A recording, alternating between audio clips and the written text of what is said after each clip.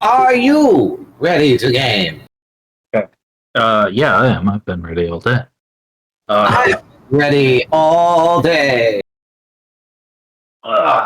So, I need a last time,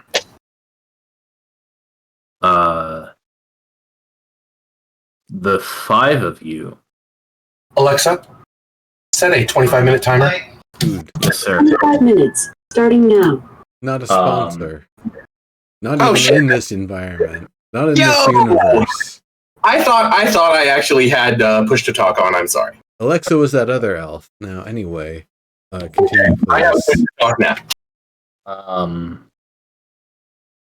You turned a dryad's wand to dust by using it as a conduit to transfer the Redshift from a naiad to the great dying tree that had grown over her lake for millennia.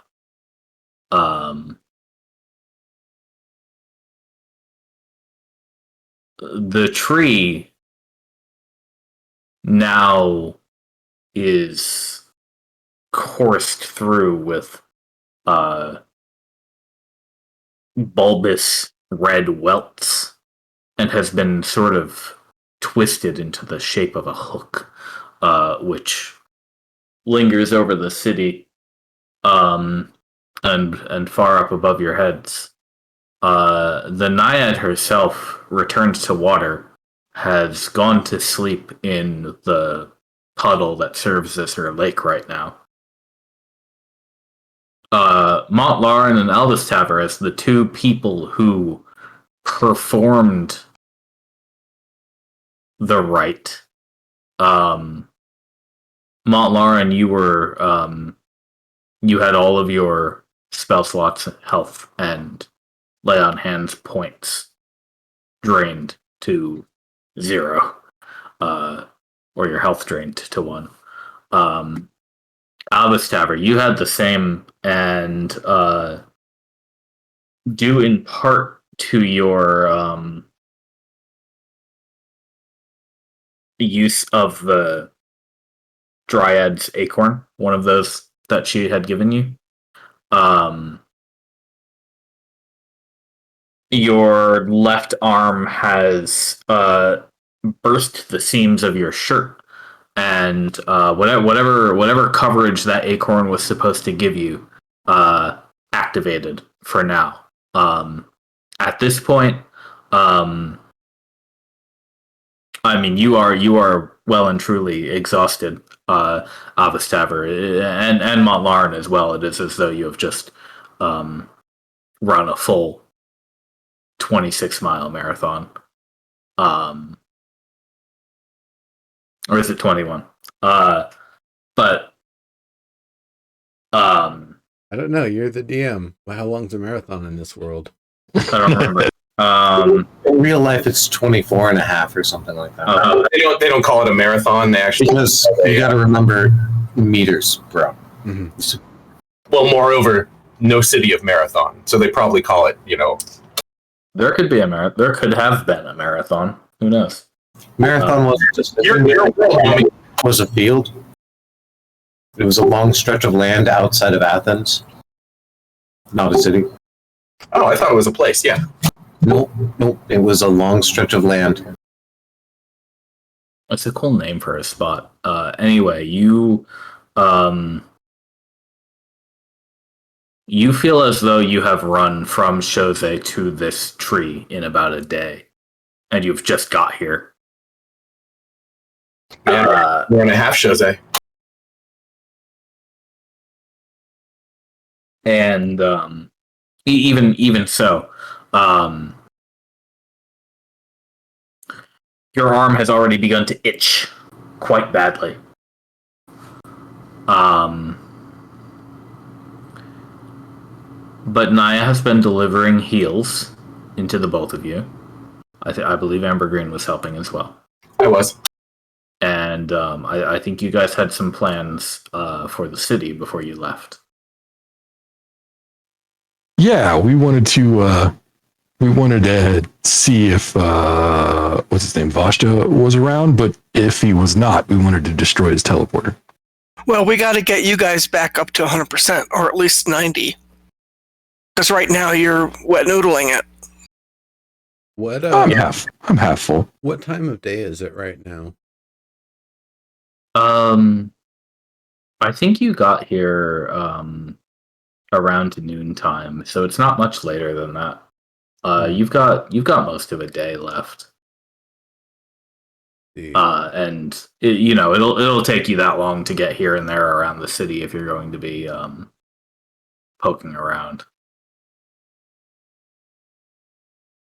You did have a little bit of opportunity to do that on your first visit, of course. Here's an odd proposition. We wait here for 4 hours. So, Montlaren, you can get... Oh, wait. Remind me, does a long rest clear all exhaustion or just one level of it?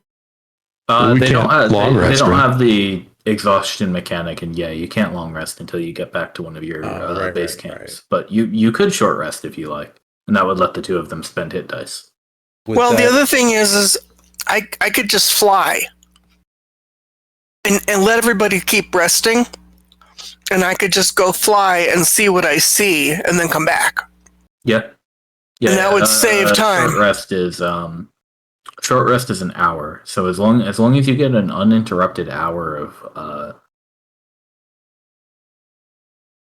not being in combat or anything like that, then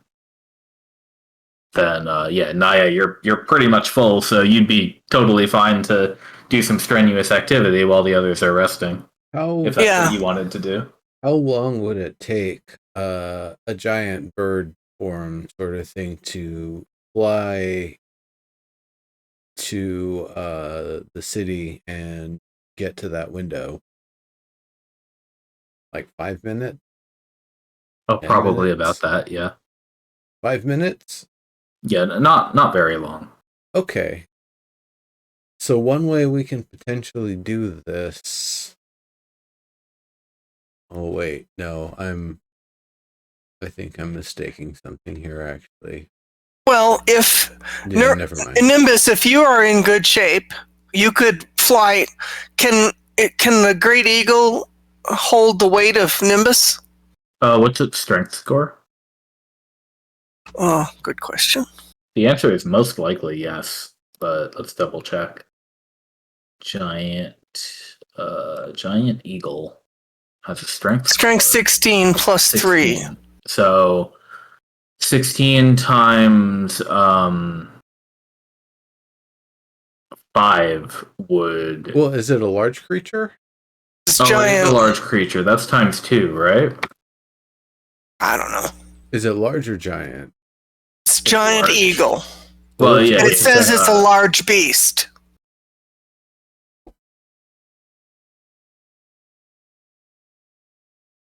What is it? Is it double for large? I don't know. You're the DM. For each size category. That's amazing. Yeah, okay. I'm looking at the player's handbook right now. For each size category above medium, double the creature's carrying capacity. Okay. And then for tiny creatures, have those weights. So it's actually times 10.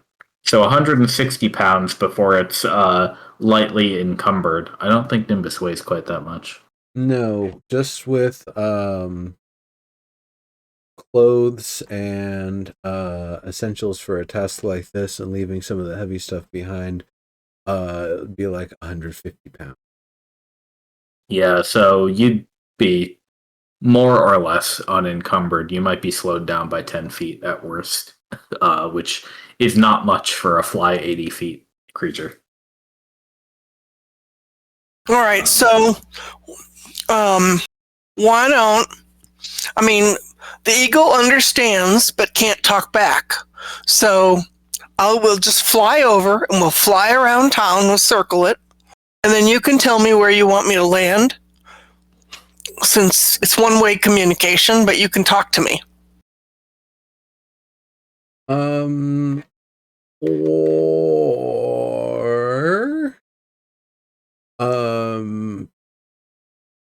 do I have Let these guys that? rest. Do you have what? Speak with You animals. think it is speak with animals? No, it's part of the giant eagle. Yeah, Naya, you keep all of your languages. You just can't speak in the shape of. That's right. The giant eagle understands Common and Orin, but cannot Not even speak them.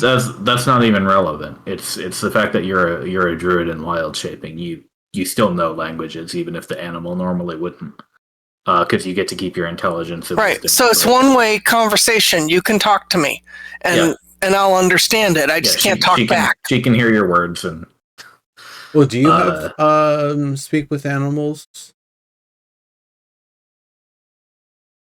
Yeah, I don't know if it's prepared. It's irrelevant. if you It is. Oh, it's self. Lord. It's not touch. Never mind. All right. Yeah, that's fine.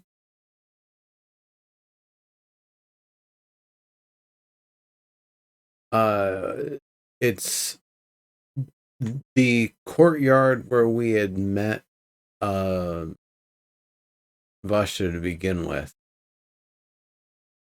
I believe is where we were able to spot it from. Yeah, I was kind of looking at circling town. Yeah, Just the allow whole me thing. to remind you. So you originally entered All Saints from the southwest-ish. Right. You first traveled through the city, through the main belt of the city, toward the dry lake bed, and that was where you encountered Vashta. So that would probably be After the way to fly through and try to find the spot. after that mess,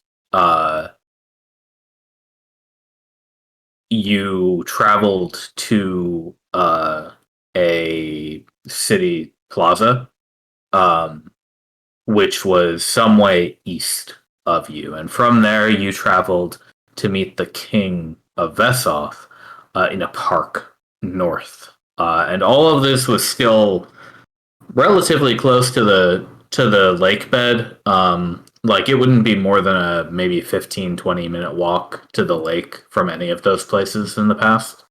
Right, but the lake Additionally, was a you lot did- bigger. Yeah, of course you're in it right now. The other thing that you saw and visited during that visit was the prince's the building he had claimed as his own, or that you saw him come from when he flew. You were able to go there. It was pretty easy to identify too, because it's one of the tallest buildings in that particular section of town. It's one of the only 3-story buildings in that area. So it's real easy to see. It sticks out. You probably wouldn't be able to see it from here just because of how low you are comparatively. But like if you got up onto the streets and went in the southeast direction from here, even on foot, it wouldn't take you very long to get there. And if Naya's going to fly you around, you could pretty easily beeline straight toward it. I'll also remind you that Albus Tavern, I believe it was, did take a peek inside. I did. I took a peek. So there's all you already have some idea of what furnishings to expect should they still be there. Yeah, I'm just kind of I'm wanting to go disguised in case Vashta is actually there. and then we'll regroup because I'm not interested in taking him on. Sure. Just me and I'll Nimbus. say a giant eagle with a blue guy riding its back is not particularly stealthy, especially in the middle of the day. I agree, but we're also, if Ashta is inside his place, he's not looking up unless he can see through the ceiling. If Nimbus Maybe takes off his clothes, he'll just look like part of the sky. No lies detected. That is. You got a point for that one.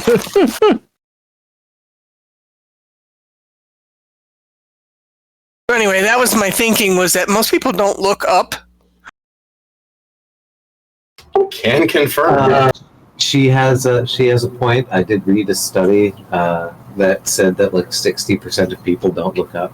Oh man, I don't need to. He's a dragon, and dragons, unfortunately, as much as Elvis Tavern hates them, will understand that they have long thinking capabilities. So they'll think to look up maybe.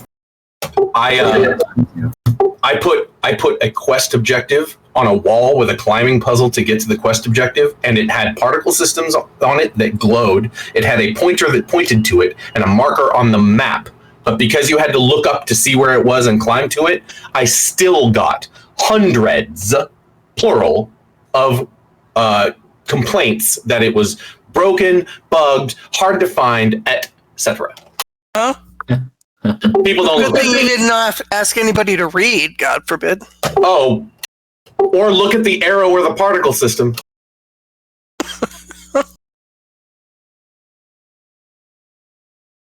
Just can confirm. People don't look up. Up, isn't that where the low-res skybox textures are? It was in a cave. Yeah. Okay, so does this sound like a reasonable plan to everybody?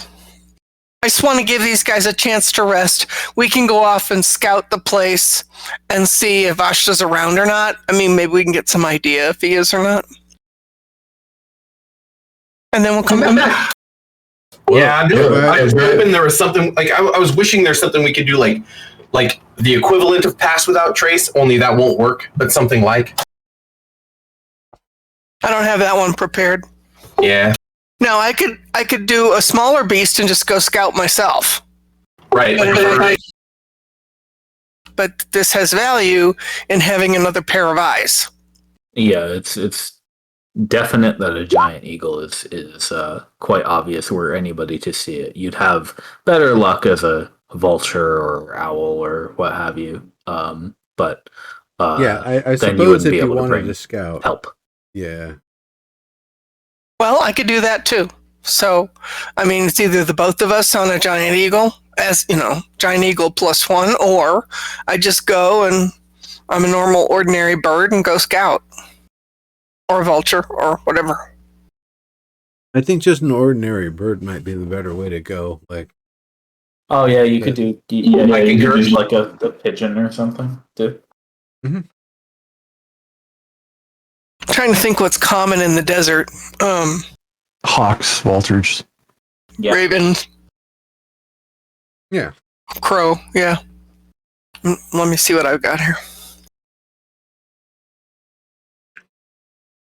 Yeah. Unlike even if you don't have it on the sheet, it's highly likely that in all of our travels and all of you've Naya's seen travels birds. before, you've seen a lot of different kind of birds.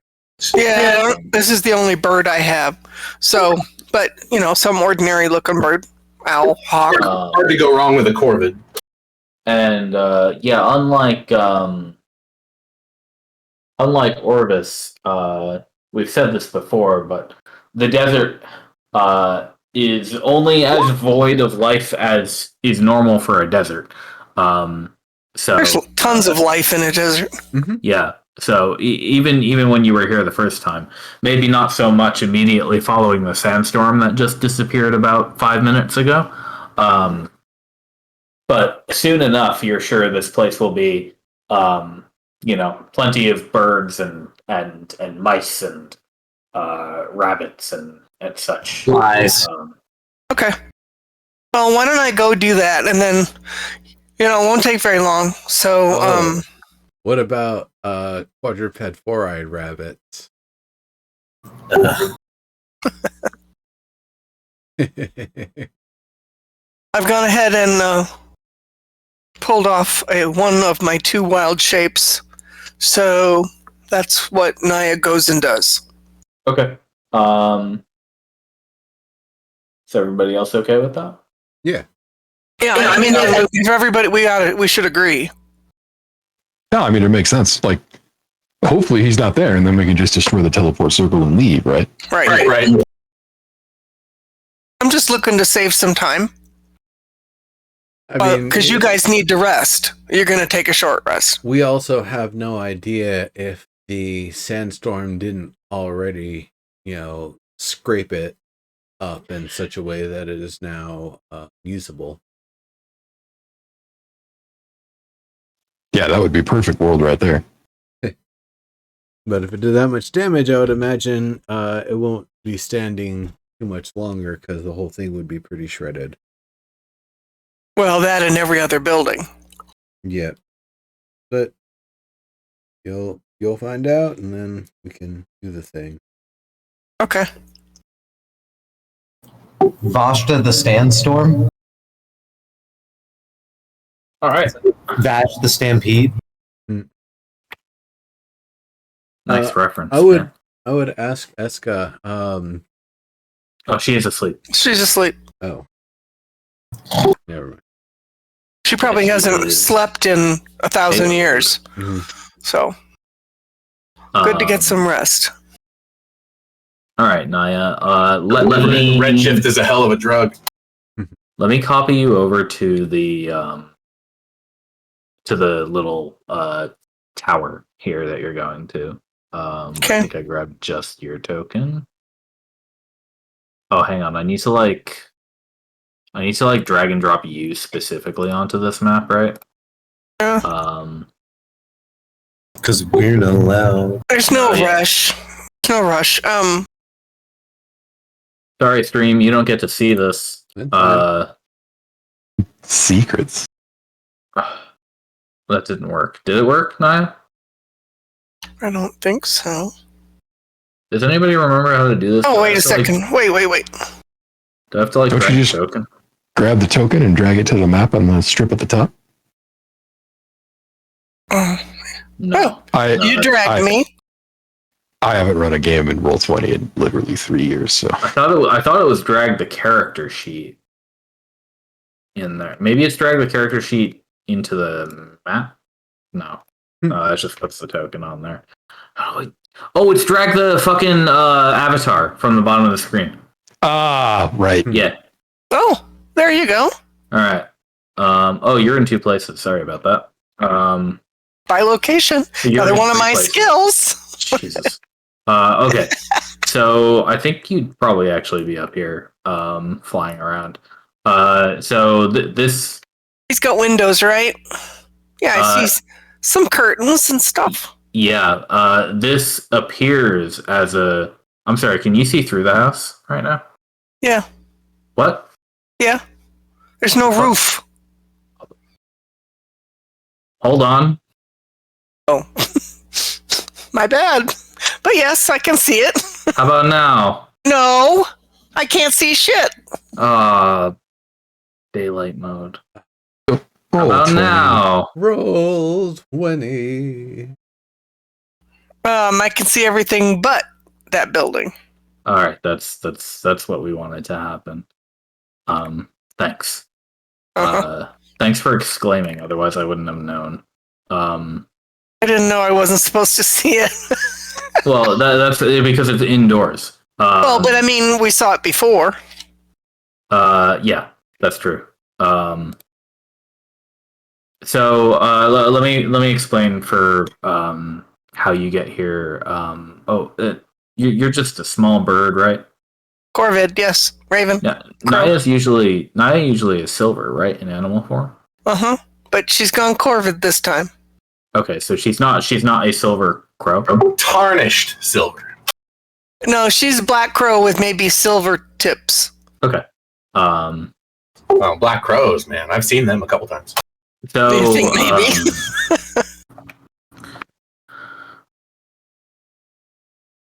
Flying over the dry lake bed and over the city, leaving your friends to tend to themselves down at the roots. You see that the city, which was already in ruins the first time you were here, has been properly scoured. It seems like there's less sand piled up here and there than you would have expected based on how long the sandstorm raged. But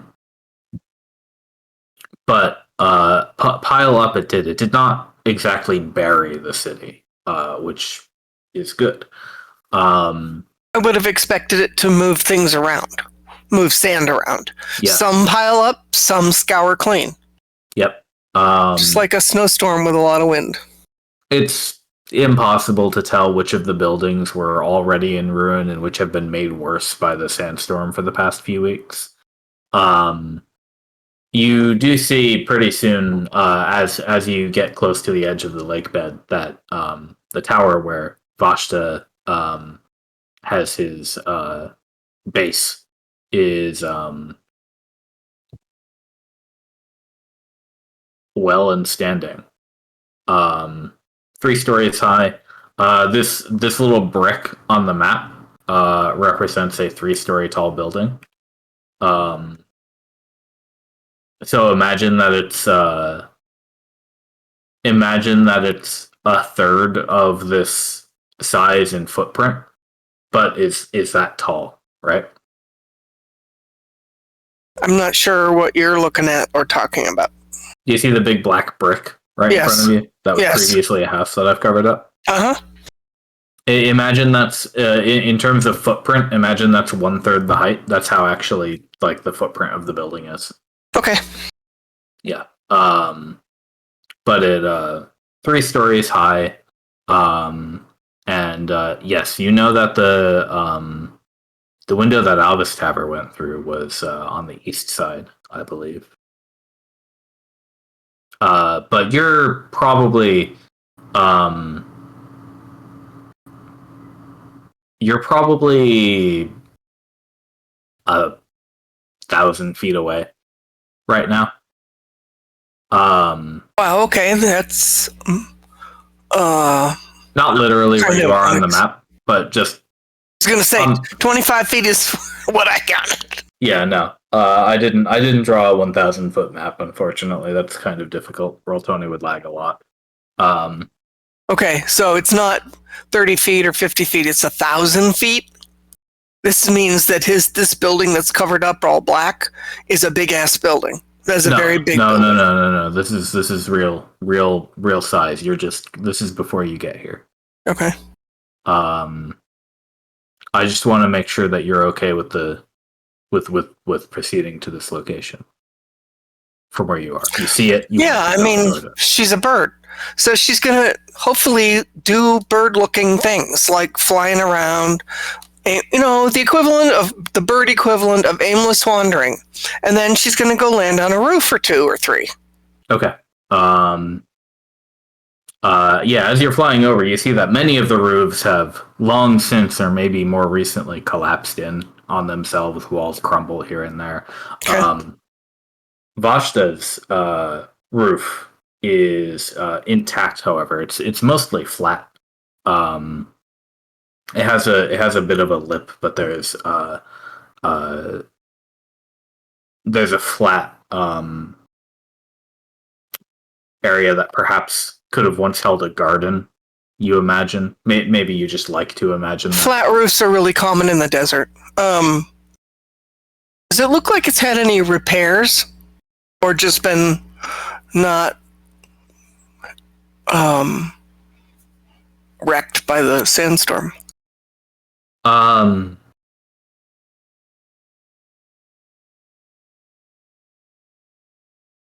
Before I give you anything else, go ahead and give me a perception check. You might be able to tell if the building looks any different than last time you were here. Okay. Yeah. It looks like it's been the stone walls of the building look like they've been brushed with a fine sandpaper. Okay. You remember it being rugged and in Like particular, kind of like stucco, uh, rough stucco. it's more bricks. Okay. This was not originally a desert, Right. as you might remember. So the construction is pretty similar to common Veshan construction that you've seen in like Orvis and Shosei. But you remember in particular, it was pretty easy to climb, especially for Alvis, because the ruined building was so rough. Now you think he'd probably have a slightly harder time of it, because it seems to have been smoothed nicely in all corners. Okay. You can see the one of the magenta curtains that the prince has hung up at the highest level over the windows is fluttering out into the sky, hung up in the window, just let loose freely. So it seems that particular curtain is still there, and the window has not been boarded up or anything like that. But also, within 900 to 800 feet, the sun is very high in the sky right now. Like 1-2 p.m. It's almost immediately straight up noon. On the roof, you see a bronze and red silhouette of a man, just arms out, head tilted back, apparently basking. Uh-huh. Okay.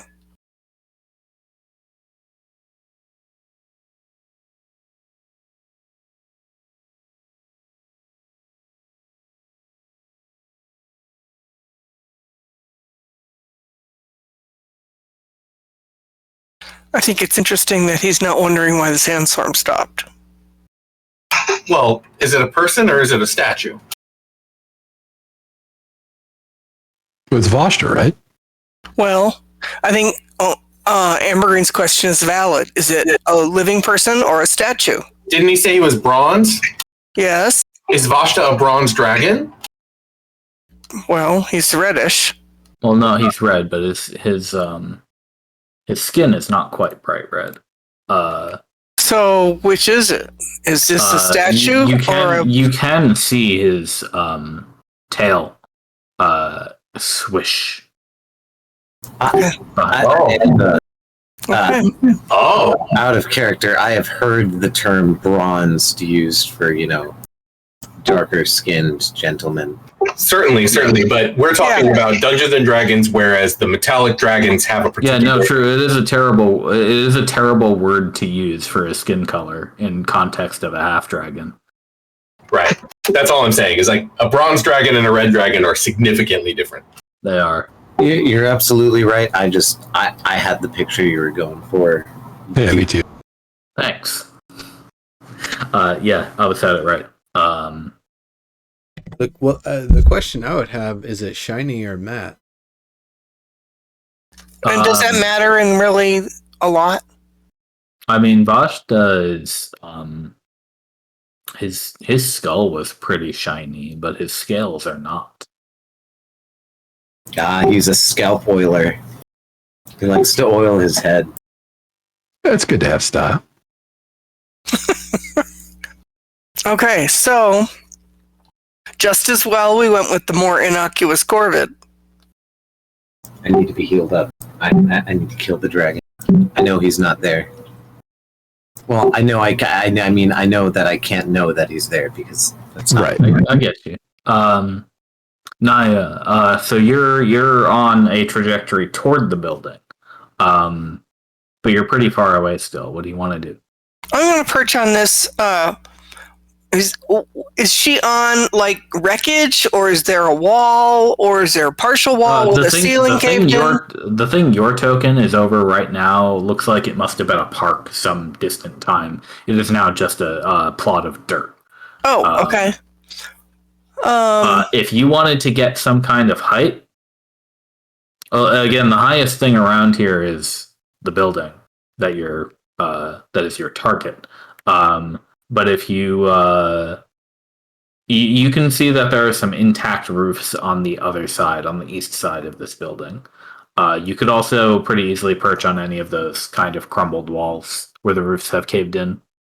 I think they're all around here, this immediate area, this like block, they're all single story besides this one tower.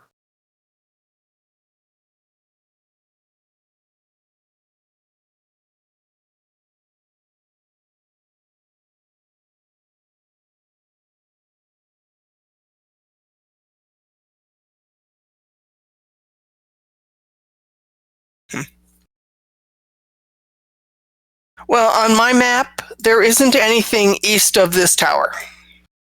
You can go around it. I mean, there's nothing on my map.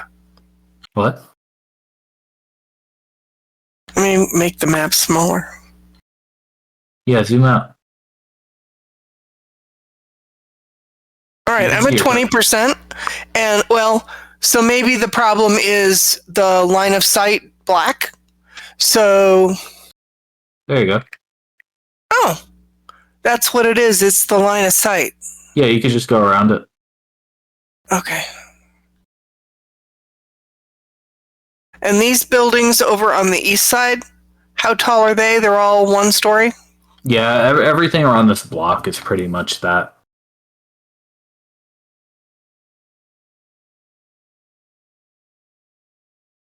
Veshan style builds tall pretty infrequently. Especially in their cities. Not that you've seen too much of their architecture besides the cities themselves, but it's a lot of sprawling, well planned, flat, squat brick buildings. So The Californians. if she was here, how far is that from Vashta's tower? I mean, you're pretty much right across the street from it. I don't think you'd have a good angle to see him from the roof. No. But you'd kind of have to go past it to get down for that landing, unless you take a really wide circle around. Well, what I'm kind of looking at is scoping out what's around this building and, line of sight block out notwithstanding. If everything else around here is one story and his building is a 3-story, I'm going to have to fly and risk being seen in order to get any kind of a he did pick glimpse. a very prime location. Sure. So she's going to fly south from here.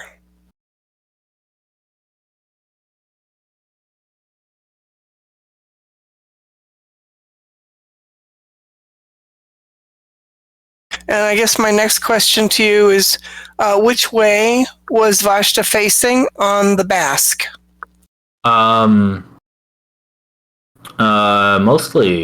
Mostly southwest, so actually almost the way you were coming from, because he's facing the sun. But like I said, the sun is pretty high up in the sky right now, so he's kind of looking very much up, or he was. What I wanted to ask you was, did you, as you're coming down, did you dip down to the first story level particularly early, or did you stay at like the 3rd story level for a while? No, she's dipped down to below the height of the tower. Okay. Because she wants to see the height of all of these other buildings as possible staging locations for the team. She also wants to see what kind of shape the building's in, and she's interested in this magenta curtain that is fluttering in the breeze. Yeah. You can see those up on the third floor. There's two of them now that you've gone around. There's Right. one on the north side and one on the east side. So she's just kind of hanging out on the roof of these one-story buildings, roof or walls, or on the on that side, on the east side, yeah. right below the eastern magenta curtain. There's also another window on the second story that is actually boarded up with wood. Okay. You don't think it was boarded up last time you were here. Okay.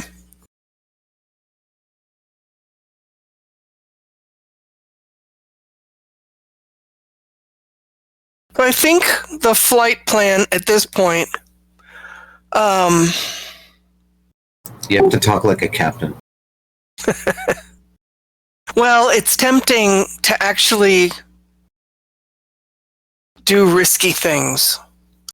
Knowing that he's on the roof means that Naya perhaps has a possibility of going to the window that's open and looking in. Destroy his teleportation circle, trapping him here so that we can kill him. Don't let your dreams be dreams. Yeah, so that's what she's going to do next, is she's going to go fly up and perch on this windowsill. All right, please hold 1 second. There you go. So you're on the windowsill, and you Right. ducked under the curtain, and you can see inside. Inside, aside from a bit of sand that is piled up in the corner. Oh, so he's a shitty housekeeper? Well, it actually looks quite tidy. There's carpet strewn about. He has a couple of couches. He has tables with stuff like candles, a lamp, some other junk. Okay, so he's styling.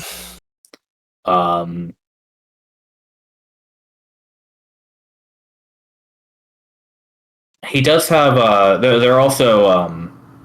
You wouldn't be able to see them on this map, but crisscrossing the ceiling. Even now, they look undisturbed by the sand as well. There's just ropes of some sweet-smelling perfume sort of fibers.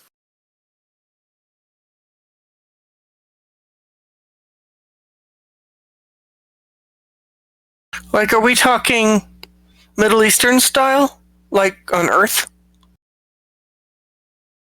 I wouldn't know enough about that to say for sure. Okay, never mind.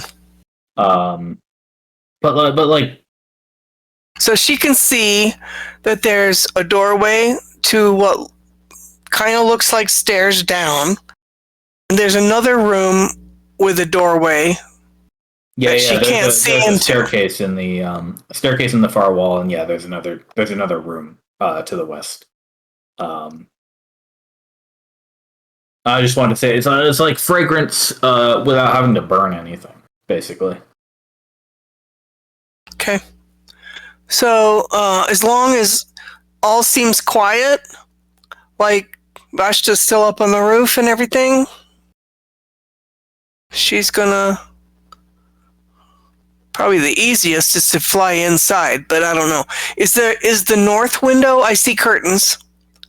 Barely. Oh yeah, Is that open or closed? It's open for you, so you just couldn't see it through it at first because of the Oh, okay.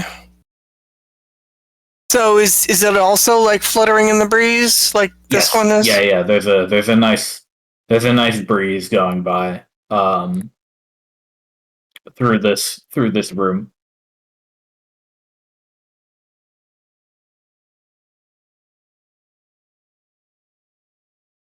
And no sign of Vashta coming back inside? You hear footsteps from above. You can roll a perception check to see if you think it's just him moving around or if you think he's, like, approaching.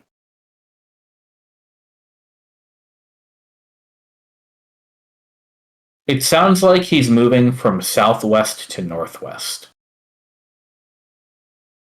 So, like, if he was here, he's moving here.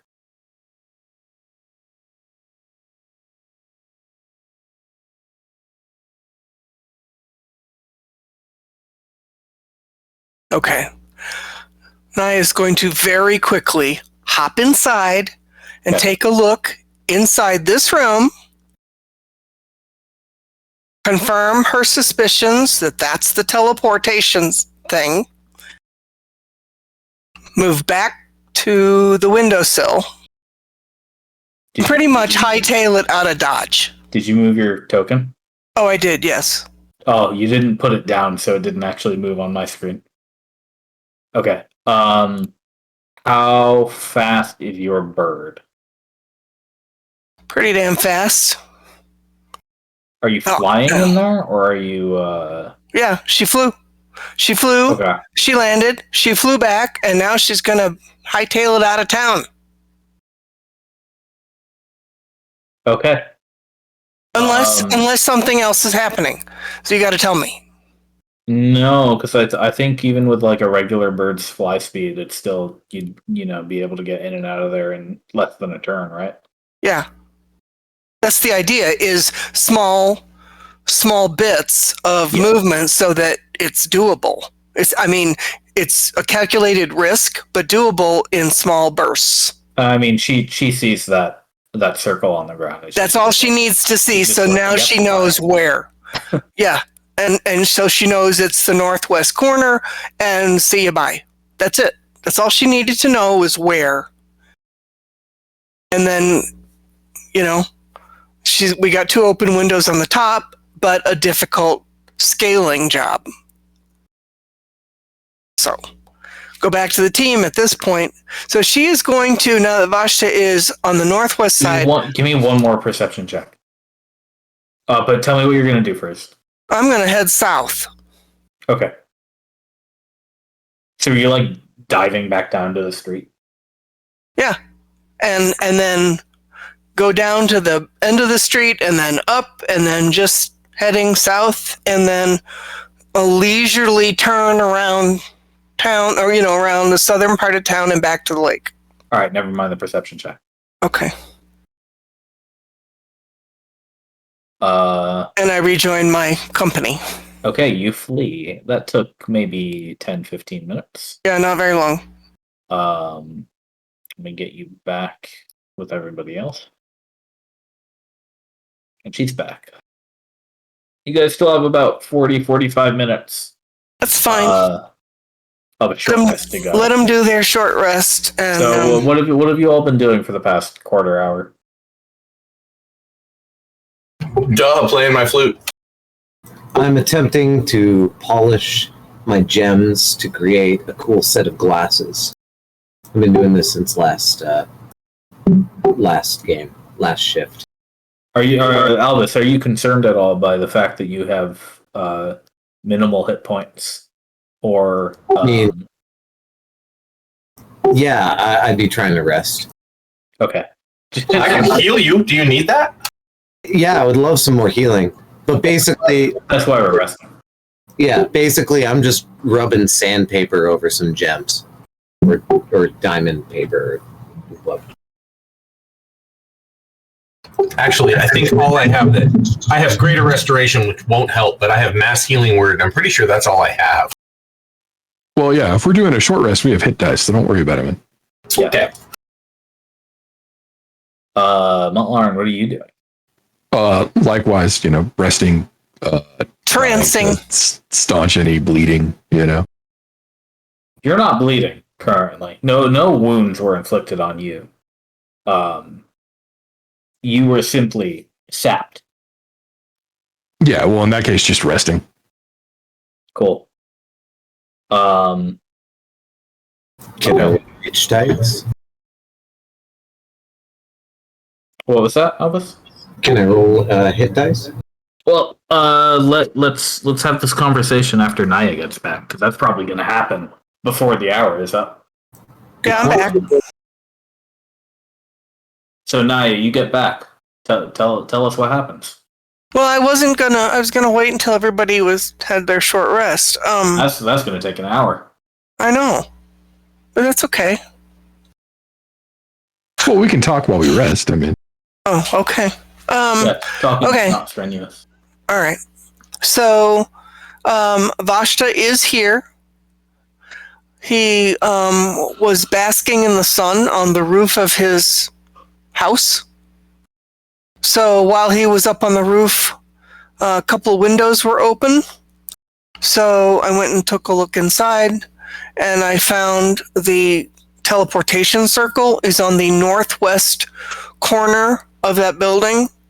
It is in its own separate room with a single entrance and no window. Also, the Sandstorm did a heck of a job on the city. Most of the buildings have taken some damage, including Vashta's building.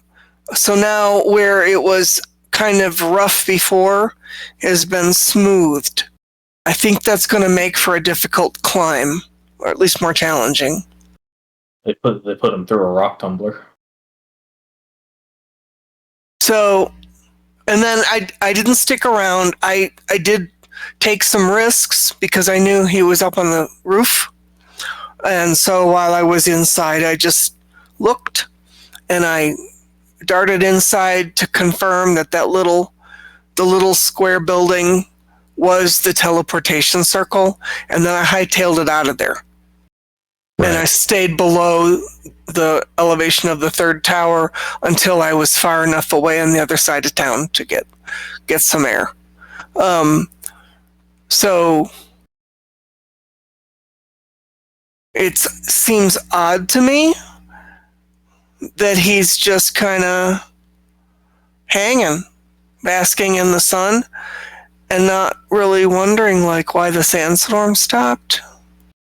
But until we talk to him, we don't have an answer. In the meantime, that's what I discovered.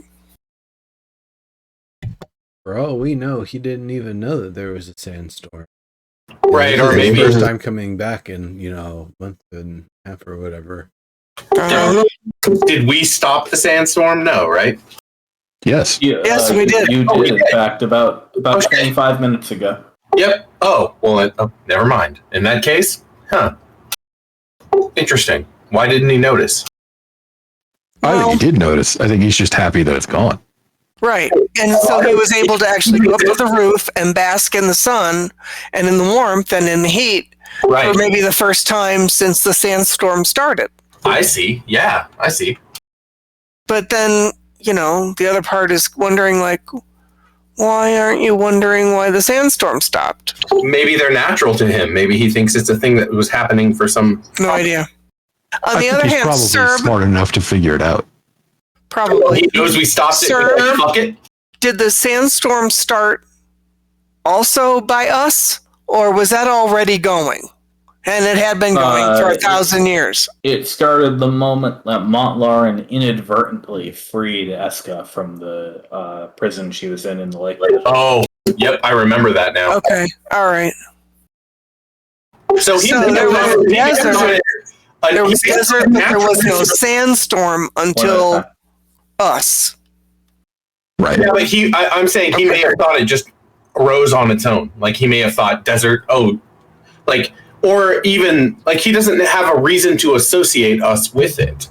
Sure he does. So, okay, I've been saying this repeatedly for the last few sessions. He's the one that trapped her in the grain of sand. Right. Yeah, He did that to stop her from raging, which means that before he did that, these sandstorms were going on. I see. Yep, fair. So as soon as it started, he knew what happened, and who the fuck else would do it except for the fucking Scooby Gang who'd already rocked his shit earlier? Yep, fair. Fair enough. But so when it went away, what does he think? What's his thought now?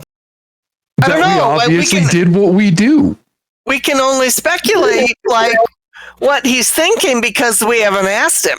But But I mean, we literally showed him our MO when we went back in time with him. We showed him, we fuck with the shit that's wrong, and we said it right. No, fair enough. He has literally no reason to expect it's anyone but us. And then when we do show up, what's going to transpire? Like, are we like really going to be like, hey, what's up, dude? And he'll be like, oh, so you set what's her face free? Why? What happened next? Like, well, no, he might think that we trapped her. He doesn't necessarily know that she's free.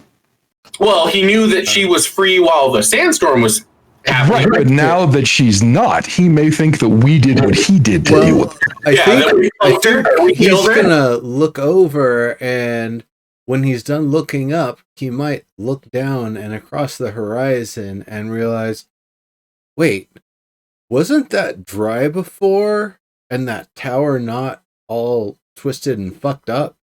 Golly, I mean, yeah, you know, there's a lake the there. tree's pretty obvious. Like, yeah, there's no way he wouldn't notice that you know, meddling and fuckery has happened. That is our name, our troop. We are the Meddling and Fuckery group. We need a DOP version of meddling and fuckery. It's on you, Evergreen. That's your task. All right. I like meddling and fuckery for what it's worth. I get it, but all right. So anyway, I was kind of keen to not be seen. It could just be FOMO. I think the other thing is that, I mean, I think there's any kind of ways we could kind of imbue his action, non-action with meaning, but we don't actually know, and I think we need to remember that. We're just speculating, unless we ask him.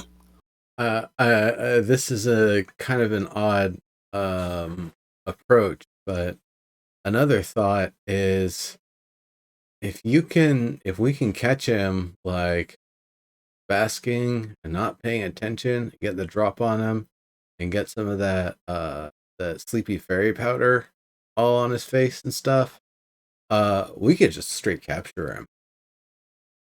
That said, he doesn't seem like the one that's easily contained when captured, being such a powerful well, I think the other thing that raises questions for me is, isn't he supposed to be magical, like a wizardry kind of dragon? And wouldn't he know when his own magic is broken? Wouldn't if you're a wizard, don't you know when your own magic is broken? Can't you feel that? That's spell. That's whatever. That has to do with the world, the spell, the magic. There is some glyph in a book somewhere in my homeland that I don't think was ever opened.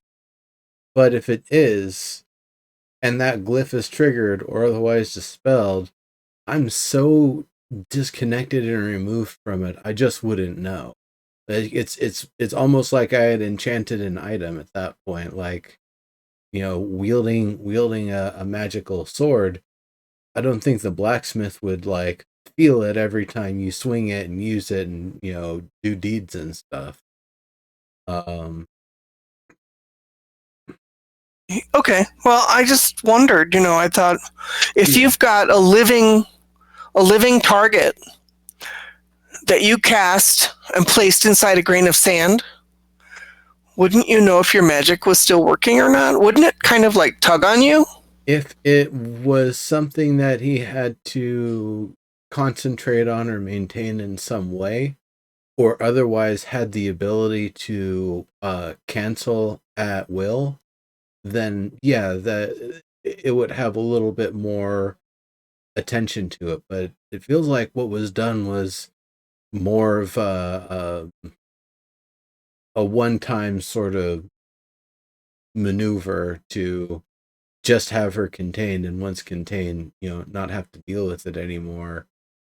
To wax a little theory forge, that's why it's a grain of sand. Because it's a cell. It's a cell that's made, that holds its form, that's there already, and you just stick her in there. You don't have to maintain that grain of sand, you know? Yeah, that definitely makes sense.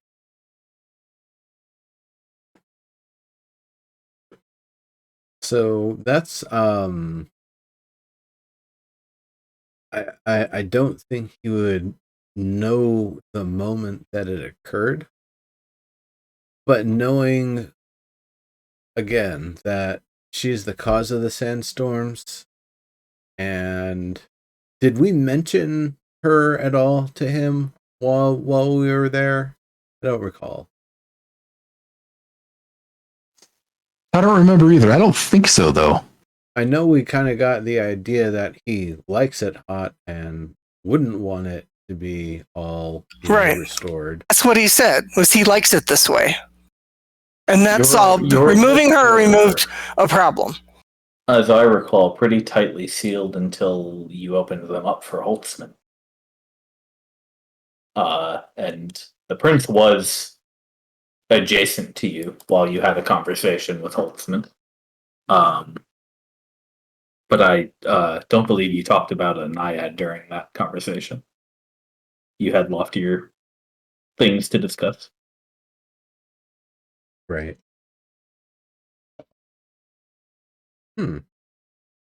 Yeah, so I don't know if he exactly knows what our intent was necessarily, or, probably still, we're the only other people that, outside of his family and their conscript, we're the only ones he's probably ever, actually laid eyes on in the better part of 1,000 years at that location. So yeah, it's a high likelihood that we would be the people that, experience this wild, once in a lifetime event that he'll probably never see the next one if there's another one. Yeah, we are the, as you said, the Scooby Gang, and it is most likely easy to associate. That said, the fact that we also made it stop, and he might recognize that, wait, they made it stop in a way that it can never happen again because a lake can't be a sandstorm. And maybe he's just like, well, cool, let's chill. So Yeah, he may not mind. I mean, it's not necessarily going to make things colder. no, I mean, honestly, we fucked that for him by taking the glass wall down. So well, once we start getting all of the greenery and all the life back in the area, yeah, I would imagine it's not going to be, as heat reflectingly bright and dry and everything.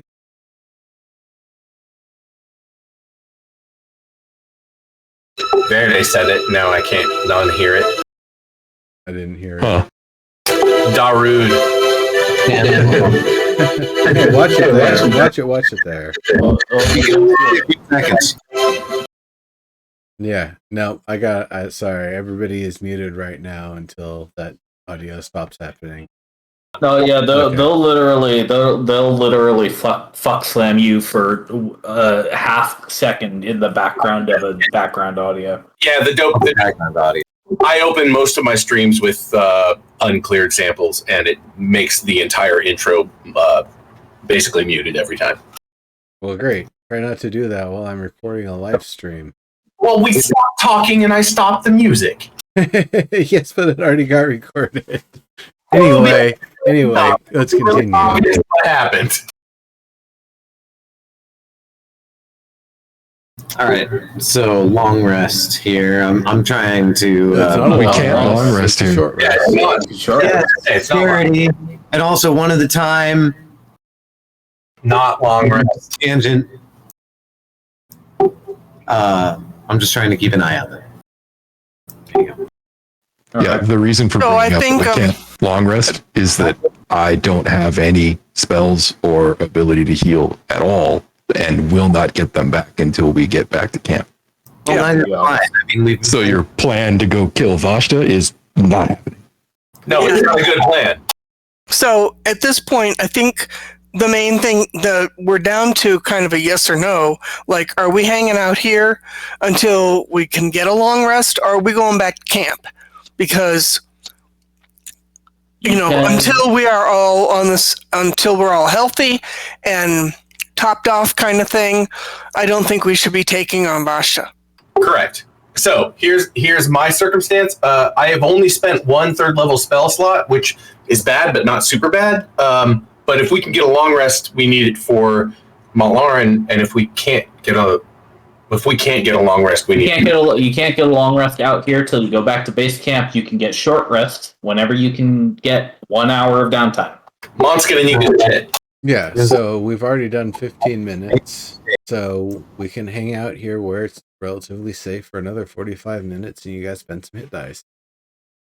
Yeah, I'm good. For what it's worth, I'm good. I have only spent 1 spell. Otherwise, you guys are what's the problem. I'm completely topped off, and there is nothing I can do to heal you because I don't think they have wizards like that. I can mass healing word. I can. It's just, do we want to spend that now? Absolutely That depends not. on whether Yeah. you think the next half hour is going to get interrupted by something. Well, and I would argue that even if it does, you would want to wait for that interruption, you know? Right. Yeah. I have 2 more level 3. That's mass healing word slots. So we're good as long as you guys can rest it off. 2 more mass healing words that the way you cast them will not heal me. Fuck. Yeah, blame my dice, man. It's not that. Like, literally, it's the amount of dice you can roll on that spell at the level you can cast it. It's not you. It's that the spell spell. is a lot of people, not a lot of healing. That's working as intended. Yeah, I can throw it. I can actually amp it up to. I have 1 level 5 slot open. Well, Right. That feels wasteful. I've got I agree. 6. I've got 6 spell slots used, but I still have some. I don't know if it's enough for a Vashta fight, to be honest. It's because it's fucking D4s. That's the real bullshit. Yeah, so, like, the reason I'm saying that's not happening is literally all of my special abilities, with the exception of Lay on Hands and my auras, are powered by my spell slots. Yeah, you're tapped. All I can do is attack with my longsword. Yeah, We all know how hit and miss that motherfucker is. we need our paladin at full power, please. I thought you had a bow. No? Speaking as I might, but I've never used it. Nope, actually, I take that back. I do not. yeah, You definitely got rid of that for carry space years ago. Exactly. literal IRL years ago. Speaking as your Clarobard, I would like our paladin to be at full power. So would I. Cool. Me too. I would like that too. I mean, I think Montlarin knew going in that playing with the Redshift has this kind of effect on people. Yeah, honestly, my hope was we would have more time before Vashta showed up. Like, we'd have a Redshift. That's after a successful persuasion roll too. Oh, yeah, I think it would have gone horribly wrong otherwise, right? Well, you 5 managed to spend a little bit of time quietly deliberating with the gentle lapping of the pond as your backdrop. Albus and Montlarin and anybody else who gets short rest stuff back, except for you, Naya, because you don't have a full hour. Yep. Albus, you can spend hit dice. I'm full up. So remember, you can spend hit dice 1 at a time if you like. You roll them, you add your con to them. Roll 20 adds your con automatically. Okay. Or you could just roll 4 at a time and roll really well. Holy shit. Yeah, nice. Yeah, right. 8886. Very nice. As usual, Alvis, if you want to roll more hit dice, there is no limit on how many you can roll during a short rest, and you can choose to roll with them 1 at a time.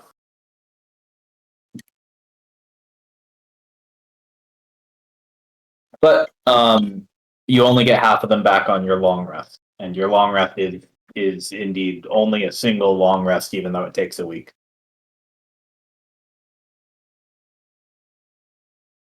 Yeah, that makes sense.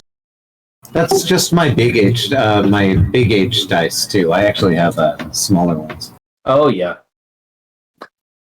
When I you get forgot you half have different back, sized hit dice. when you get half it back, it's half of your total, right? Yeah, exactly. Yeah. Okay. That makes sense. Do you get to decide which ones you get back? I would assume so. I guess. I would want That's my handy. Yeah, I would want my D10s back before my D8s. I never reread the multi-classing section. I guess I'd have to, but it seems it's not relevant right now. So, not Lauren. You've caught your breath.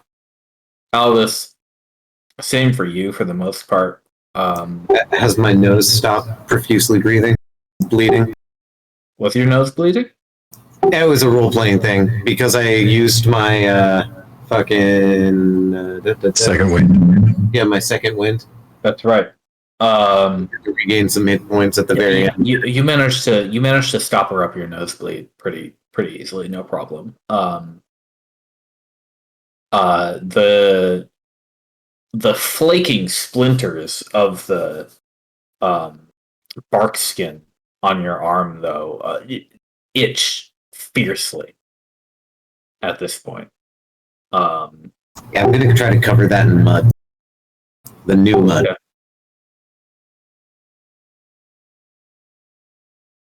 I can repair everything and stuff once I get home, and I know magic works for that shit. Yeah. It's not germaphobe, I like being clean. Yeah. You get some cold mud and you pack it in. Fuck the itchiness. I shall now be mud being. Yeah, you're a little off balance at that point, but Put a little stripes on my face for no reason. they're like lighter than your actual skin. I was gonna say it helps. Nice. So you're able to bear it for now. I try to convince everybody else to do it because it's good for their skin.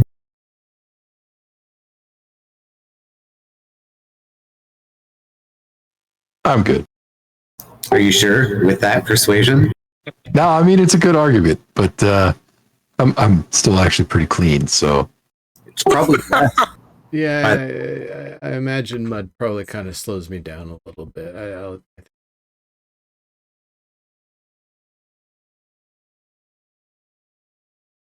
you're people of the air, not the earth, right? Yeah. I can move the earth. I can move it off. Okay, I'm just saying that's a highly persuasive role. It is. He seems really happy with this mud. Where are you guys going? Have you settled on a direction? No. We should probably be looking to go back to base, report back on what we did, be back to safety so we can't get ambushed as easily, and start making communications and plans so we can get movements towards getting an obelisk out here once we've done the thing. Now, a thing that I have been kind of thinking about is going on like a quick strike when the first wave hits, to go scout one more time if Foshta's up there, and if Foshta's left, then to go up there and acid wash the teleportation circle away.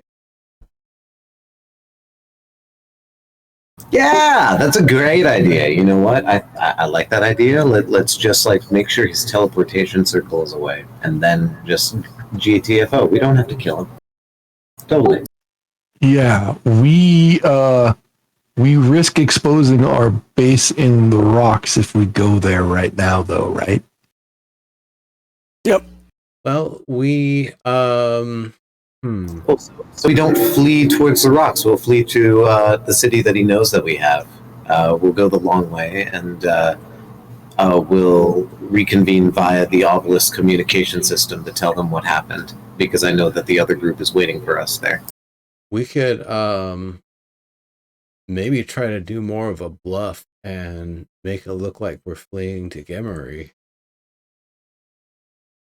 Oh. And then have the other group waylay them.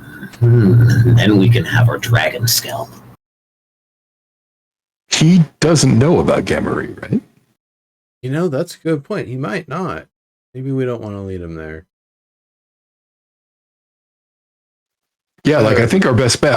I like the idea of like rope-a-doping the dude. I just think that we probably want to act like we're heading to Chose. You know what I mean?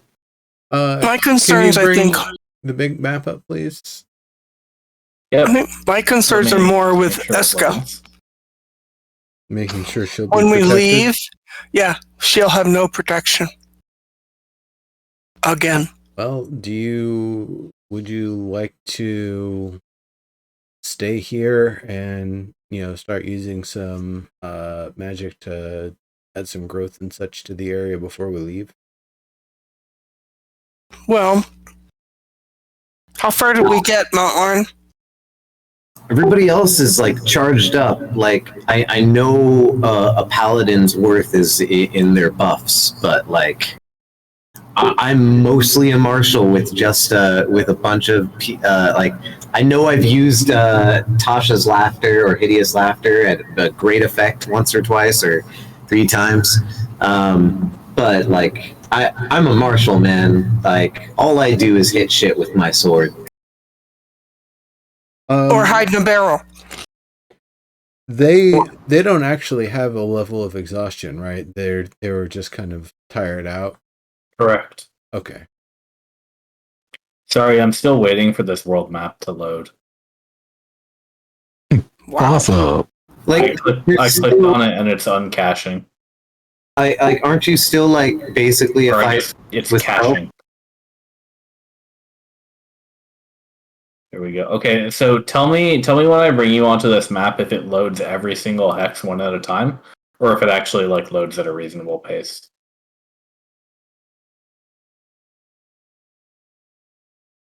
See, I got the all whole white. thing at once, I just see. fuzzy. chug? Yep. I got the mass tiles, and then I got a low-res version of the whole map under the mass tiles, and then it finally full-resed up. Love that part. I yeah, don't okay. have any of the tiles on my screen because it put me in the upper left in fully cleared area. That's fine. Now, when I move to area that we haven't cleared, it is definitely covered. So that worked Hey, okay. Thanks, Roll20. to Nice. an extent. So I guess as long as I wait for it to load for me first, it like caches it into the game, and then it sends it to you guys already ready to go. That doesn't make any fucking sense, but sure. That makes no sense at all. Yeah. So Well, Alvis, I guess it has to preload on their server before you can send Yeah. it, because everything's all cached and compressed and So squished you're down. here. So it could be. We have the skiff, right? I believe you left it just outside the city. Yeah. Okay, so then it would be like taking the skiff like 1, 2, 3, 4, 5, 6, something like that, to kind of loop it around. well, if he's following us, that doesn't do us any good. If he's following us, but wouldn't we be able to see if he's following us? He's kind of a flyer. Maybe, yeah, quite. Mount Lauren, how far did we get on doing our planting? We each did one, right? I think so. Yeah, exactly.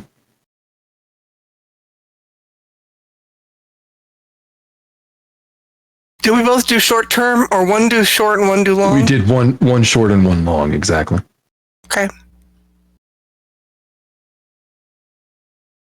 Well, the short, whoever did it, should show up immediately.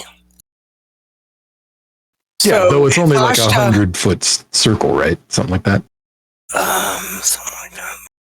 If Vashta bothered, I mean, the guy can hardly be bothered with a whole lot of stuff, but if he bothered to look off his roof, he would see a fair amount of growth in and around the lake, the pond, and the tree. But the tree might look funny.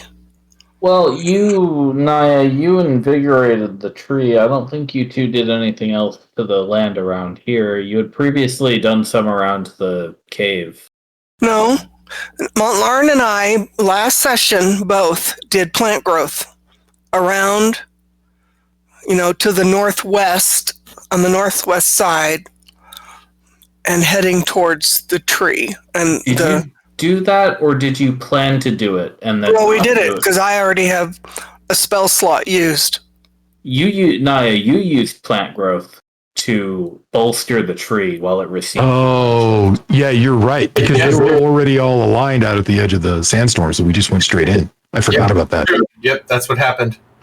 Oh shit! So we didn't do it. You didn't do anything to the city itself. You focused all of that spell into the tree. Okay, so the next question then is, thank you for clarifying. The next question is, Mont, do we do that before we head for base? Or not? We wait until the next time. I'm really concerned about Eska being vulnerable. Yeah, I understand that. For what it's worth, that's going to take 8 hours. Unless we do the short. Right, but the short one's not going to do much. Like I said, it's only like 100-foot circle. Like it's really small. It just makes like thick roots and brambles and thorns and stuff. Well, what I'm looking at is it could protect her from anything coming through them, because it would slow down any kind of attacker on the ground. The problem is that Vashta's not necessarily on the ground. Well, crap. So I don't know what to do. Yeah. I think, honestly, the plan that's kind of forming in my head is a mix of all of the ideas that have been suggested, or most of them anyway. I think we ought to head out as if we're going to Chose. I think we should look to see if we're followed.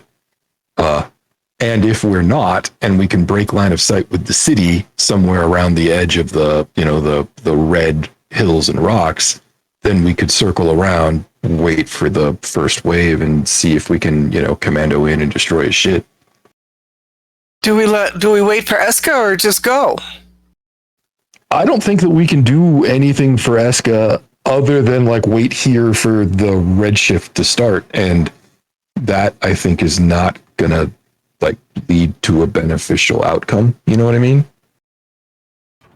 It's just, what good does it do? Well, I mean, we might live through the fight. To Alvis's point, I can swing a sword just fine, right? Sure enough. I do have issues with my magic. Yeah, my issue is that I've seen him throw enough magic around that I'm aware that a sword alone is not going to do the job. Yeah. Well, I, as one of the hefty, I'm not talking shit about anyone, but I tend to swing some heavy magic. I want some support before I do that, Exactly. That's why I kind of like the rope-a-dope. I want the paladin in front of me when I start casting the heavy magic. Sorry, bro. You're the tank. You should soak. That's my job. Yeah, and I'd like to have my 6 spell slots back so I can heal. Well, or whatever.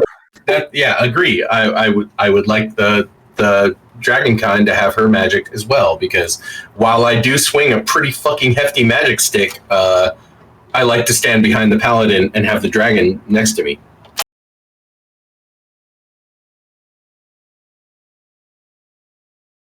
Okay. Well, If you two are bled, we need. I can't carry. yeah. Okay. Well, Well, and let's do it. I think that we've done what we came to do. So the other option, I mean, I've been contemplating it, but not saying it out loud, is we literally just head in and go, "Hey, man, we fixed that Sandstorm thing. Right. Here's the deal: you fuck with her, we fuck with you." This is what I've been hanging on for. Is are we going to talk to him anyway, not expecting the fight? Yeah, you can do that. I'll hide and wait, and if he starts the fight, then we can instigate a chase. I'll do nasty shit to him. Well, talking to him. What's the goal? Where are we going? Unless we very deliberately stay focused on non-combat. Yeah. Where are we going with the conversation? Like, Right. what's the point? That's the question. Are we trying to scare him off? Are we trying to start a fight? Trying to warn him off? Well, we don't want to start a fight, right? If we want to start a fight, we want you and Mont to get a long rest first. Right. Right. The point to talking to him would be twofold. It would be one, to gauge the temperature of his reaction to what's happened, and then two, if it looks like he's going to rectify the situation to his favor, warn him that doing so means fucking war. Well, right. And then can I get us out of here myself without you two?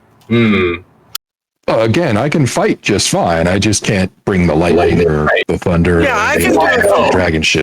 I can do a few things. Nero's got his shit together, and indeed, Naya's got some magic, but not all. She spent a bunch. Yeah. I'm basically like I've got 1/3 level burnt, but the rest I'm ready to go. So I'm kind of a powerhouse, but I'm gonna need, like, I would rather not.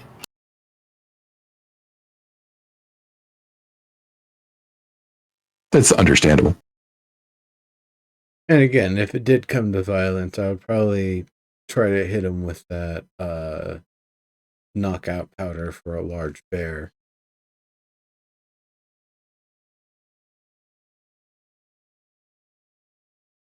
Yeah, I mean, it's certainly not a bad gambit. I don't know what his resistances are like, but it's better than nothing. If it doesn't cast- knock him out, it's gonna make him pretty woozy. I'll be able to hold my breath, so I'll be fine. Hopefully, the rest of you won't be down the end of it. Shit gets real bad. I'm pretty sure I have something that can. I may be wrong. I'm gonna double check, but I think I might have a force. Like, I might be able to make him less powerful than he is. I don't have it ready. Sorry. I can banish him. Worst case scenario, I can banish him. How long does it take to cast Banish? Oh, it's an action. Oh, okay. Yeah, it's a shit's hairy, out. I mean, if I was we do thinking this I at his might- tower, that might be enough turns to fuck his teleport circle. Absolutely is enough to fuck his teleport circle. Yes, 100% so. The other thing I was thinking is I have polymorph, but the thing is you have to really want it. Otherwise, I have to force it with whiz.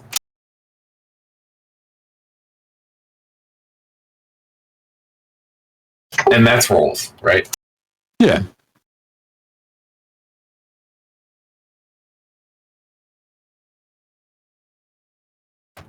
But I do have polymorph as a domain spell, so you know. That's I mean, I also have polymorph. Worst case scenario, we can both turn them into really powerful creatures. The problem with polymorph is that it's absolutely unbelievable. Like if you have a high whiz, you can be like no, and then not. But banishment, I don't think has that. Oh no! I was saying if things get hairy, you and I cast polymorph on Montlearn and Alvastaver, and turn them into like giant gorillas or Tarasks or whatever the biggest thing we can make. Oh shit! And they're willing to, so they get turned. Oh, and so long as we don't get hit and have our concentration broken, they can rampage for an hour on his face. okay, that's an interesting question because maybe I don't need the paladin to have paladin powers if he's a Tarask.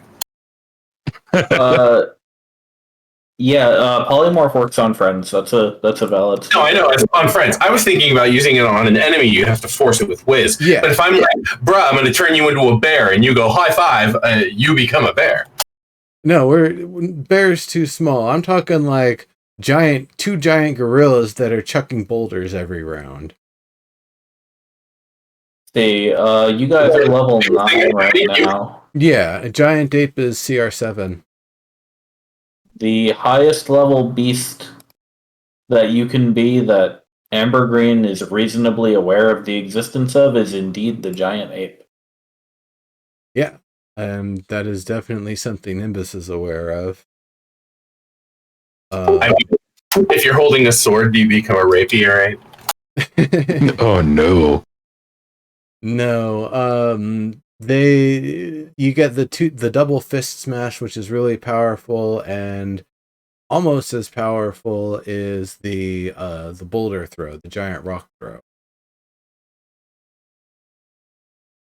Yeah, masonry in these battles case. Well, shit, man, I have 3 of those, so. Yes, I have some too. They're, concentration, so. Well, and for me, the domain, I don't even have to prepare that. I can just be like, you're an ape. Yeah, mine's prepared as well. So, yeah, if it comes down to it, that is a way that we can kind of get around the lack of a paladin who is in magical preparedness, and likewise for our pixie roguey friend here. So all right, that's a solution. Things come down to it. You and I cast those to try to stay out of the way while he has to deal with 2 giant apes. Right, raging giant fucking gorillas. And of course, I'm going to be able to. When you juggle with gorillas, I'll be able to weave evocation spells in between. The main thing is he's going to try to drop a flaming circle on us, so we will have to be ready to get out of that. Aren't you water bitch? I mean, respectfully. So the magical flame ring thing that he creates, I tried to use a counterspell, but it's more like an innate ability. So I can't actually turn that off or douse it. Right, but I thought you can create. Can't you just create water? That won't douse. Well, again, it. he can't douse it. Yeah, it's magic. Oh, so your water hits it and it just turns to steam. If it even does that much, the easiest way to not be hit by it is not being in it. And the second way is to get out of it if you're in it. And Okay. not being hit by it. But, if it breaks, we can just cast it again. I don't know how many times you can put that circle down. But I also don't think that it's going to come down to a fight if we're just coming to talk. Right. He's always been more or less convivial, for lack of a better word. Like, he will speak. Yeah, more than the other ones. Well, yeah. He strikes me as a lazy sort. Yeah, that too. Power does that. He's a dragon. That's what I'm saying. Power does that. I thought, though, I'm going through it slowly, but I thought that I had a spell that was, I may be wrong. I'm looking through it. I thought I had a spell that could turn magic off. Oh, like Dispel? Yeah. You have Dispel Magic. It's a level 3 at the top. But Oh yeah, it's domain. It's fucking domain. Yeah. So if he throws fire, I should at least have a reasonable toss at turning it off if I cast it at 5, which is the highest I can I cast will it at. say again, I tried to use counterspell and it didn't work. I I love don't it. know. Even if it did, even if I wanted to, it was not something. The mechanical requirements to cast counterspell were not there, as there was not a spell for me to counter. Like Dispel magic dispels magical effects, so. Right. Well, that's true. In fact, I've thought about using Dispel Magic on a lot of the things we've run into over the past few weeks, where I've been like, oh, maybe I can Dispel Magic that, and it turns out we haven't had to. But, like, this is a kind of useful spell that I have as Domain. You were sort of able to dispel magic on that cursed river in the cave. Oh, that's right. That's right. You had to pump it up to a max level, but it worked. Yeah. So what I'm saying is, like, it's a useful power, and it's a domain spell. Like, it's just something I can do. Okay, well, if the flame circle goes down, definitely give that a try and see if you can make it pop away. I say we try to flee into Team B, and then Team B will help us. It's called delegations. We're the ace team, you see, and so when things go a little south, like our paladin doesn't have enough juice, we'll bring them into Team B. That's why it rhymed. That's how you know it's right. As a reminder, you don't know for certain that Miss Mortier's team is heading to the cave keep after their quest. They said they might. fobbing this off on somebody else is not our They said style. they might if they're close enough and have enough time. Obviously, you don't know for sure where they are right now. I will admit, I thought it had been an assured plan, not a might have. And, No problem. right. That's why I'm here to help.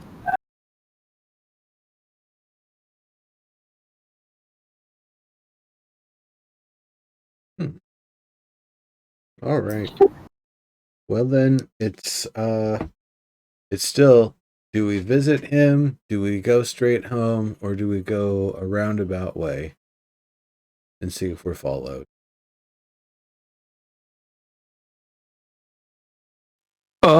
Yeah, I mean, my vote is act as if we're leaving for Chose, and if we can split and circle back around without being followed, then we should, do a commando operation. But if he follows us, we should just call him on his shit.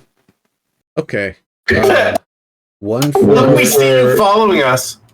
one for the roundabout. Any other opinions?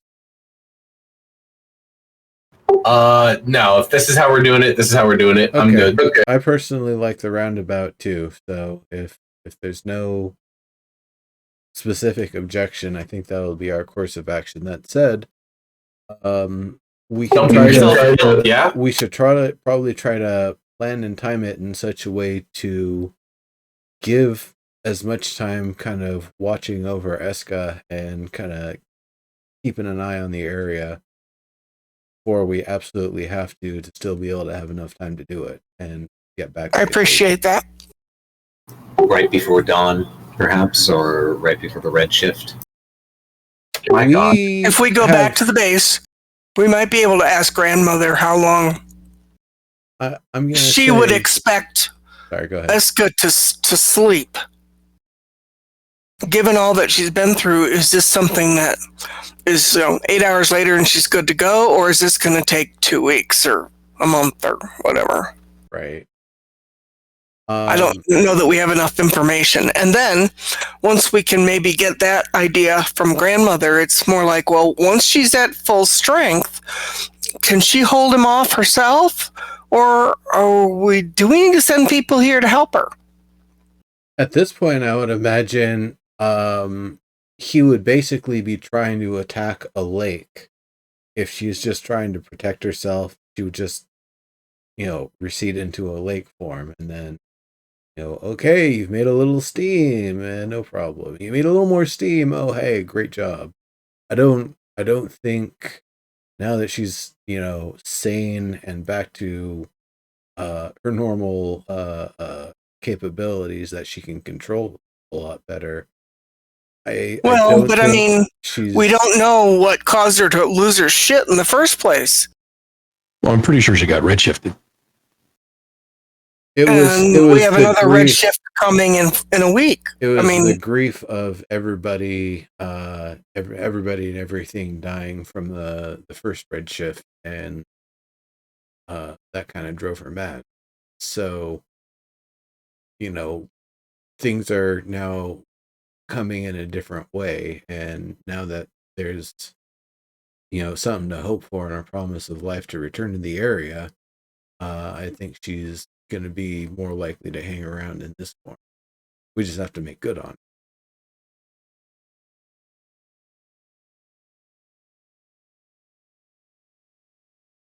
okay.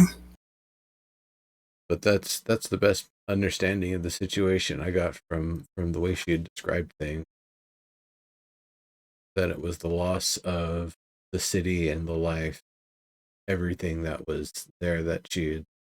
And it's true that any about. kind of despair like that makes you more susceptible to a force like the Redshift or corruption or whatever. Now, one other thing I'm going to kind of warn about,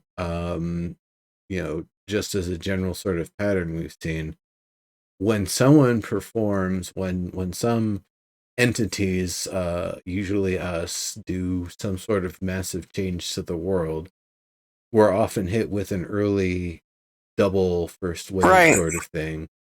So if there's a high likelihood that's going to happen. If that does, will we still have enough time to go the roundabout way? Or are we going to have to do kind of part way and then maybe around here, if we haven't been followed, just double back?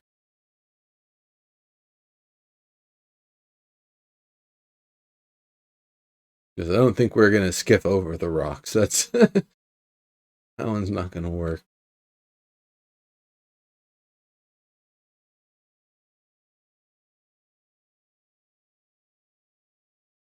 I think we'd be able to take a tighter path than that. I don't want to, though.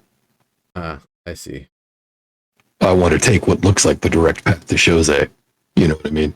I get you. You got to commit to it. You got to go a step farther. All right. How about those 60 something miles? That would take us a day or two. Yeah, I like it better. The trip to Jose is usually 3.5 to 4.5 days. That route that you just drew would take you. One, two. It was 11 hexes. You'd get back to, considering that you'd have to abandon the skiff to go around the rocks, back past your cave, over the desert. Yeah. You'd get back to All Saints if you took that route on the night of the third day, assuming you left in morning, and then it would take you. It would probably take you till about noon to evening the next day to get back to your cave on foot. And we would have enough time to do that with a normal Redshift? Well, that probably depends on when precisely you leave relative to the first wave. If we'd be leaving when the first wave hits, I would imagine, if not sooner. If you left when the first wave hits, then...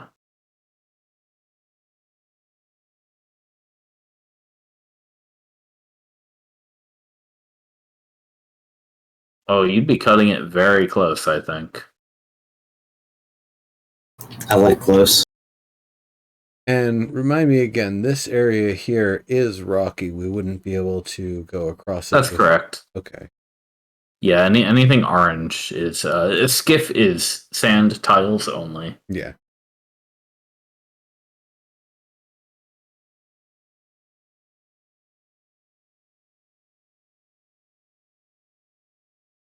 Oh, by the cacti. The cacti are fine. You can pretty easily dodge those. If we do go with that route, we would probably need you, Naya, to kind of tug us along with the giant eagle as much as possible. To Yeah, I only have one wild shape right now, but a short rest will give it back. I mean, we haven't gone anywhere, so technically we can call it another 15 minutes for your short rest. Most likely.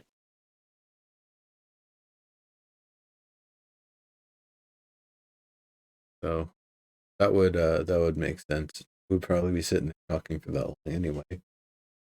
Right. That work for you, sir? If you guys want to sit around for another 15 minutes extra, it's up to you. Okay, well, we already kind of did.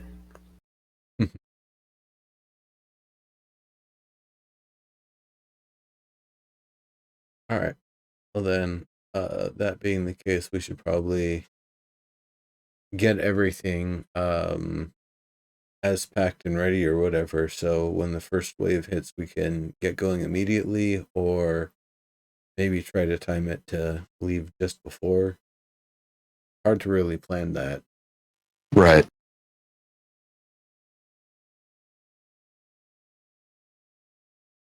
All I right. should hide myself. Well, and Vashte is subject to the same redshift, right? So he's got to teleport home in order to be And safe. you want to stay under the tree, basically, till Yeah. the first wave?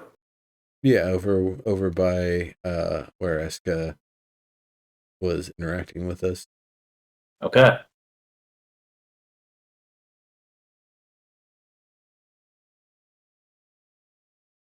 That took a long time to load again. Yeah, it's taking a while for me. Still not finished loading. Thank you, Roll20. There are so many people playing on Friday nights. You can't expect it to just work.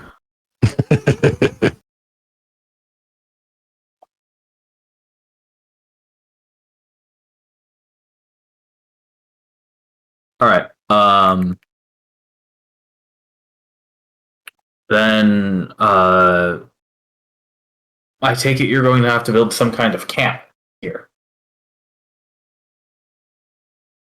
Yeah, I figured I would just be finding like a flat spot and using tiny hut. Sure. I will hide between the tree and the mud. That's fine, Avis. Like a hunter, I lie in wait with keen. I trust not the dragon. This is the way. Do you plan to start a fire? If so, I shall stay away from it. We Like an edgelord. don't really need it because everything's all temperature controlled. Yeah, it is the tiny hut. Unless we're gonna need it for cooking. I guess even then it kind of maybe has like a little built-in filter or something. Well, Ambergreen can duplicate Yeah. should he have the spell prepared. Ambergreen is our replicator. I'm the food maker. As long as one of you is holding food and water right now, that is. I have one ration. Oh, perfect. I have none. I generally still bring 3 in my backpack. Likewise. I do have wine. How long have you had that? My wine skin. I reload it every time I leave. Okay. I was gonna say, did it go I bad? wasn't clear on if it was a wineskin or I packed this wine. It's at the bottom of my backpack. When did that get there? Oh no, I've always had the wine skin. I always pack a wine skin and a water skin. Except the water skin's now being used for Seymour, who's in a jar right now. Right.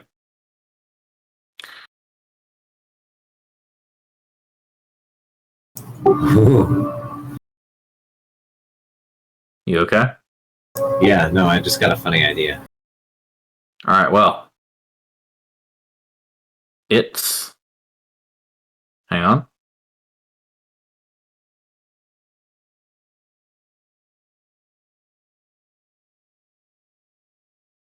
It's nighttime.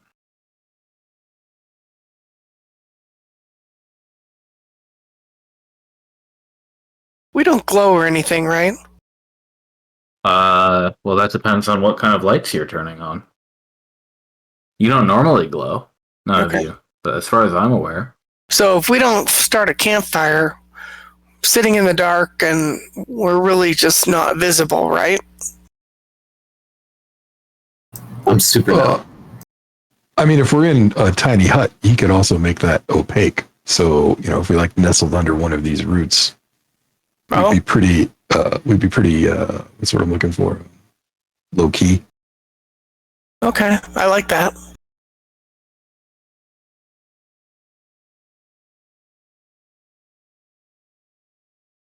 Yeah, the tiny hut is always opaque from the outside, in fact. Yeah. I don't think I knew that. That's cool.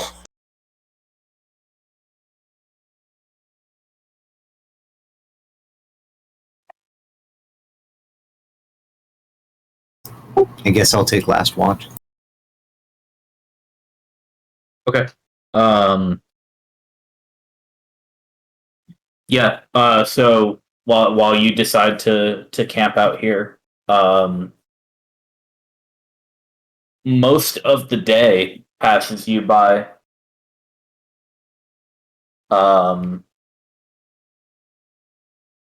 Are you all doing anything in particular throughout the afternoon? I mean, aside from the plotting and stuff, which took maybe an hour tops.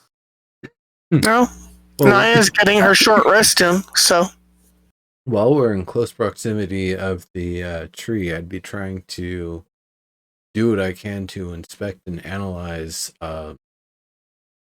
what the state of all of the wood, like near and far and in between the now damaged areas, is, to see if there's some way it could support life again, and if that would end up being corrupted, or would be able to kind of grow clean out of it. Sure. Give me a nature check. Sure.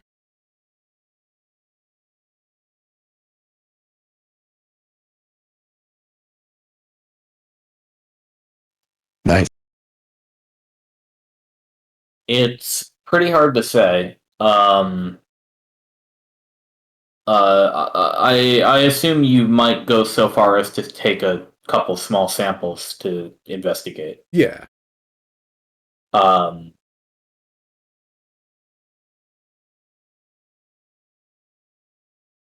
Parts of the bark and the flesh that you're able to chip away seem relatively healthy, but also a lot of it sort of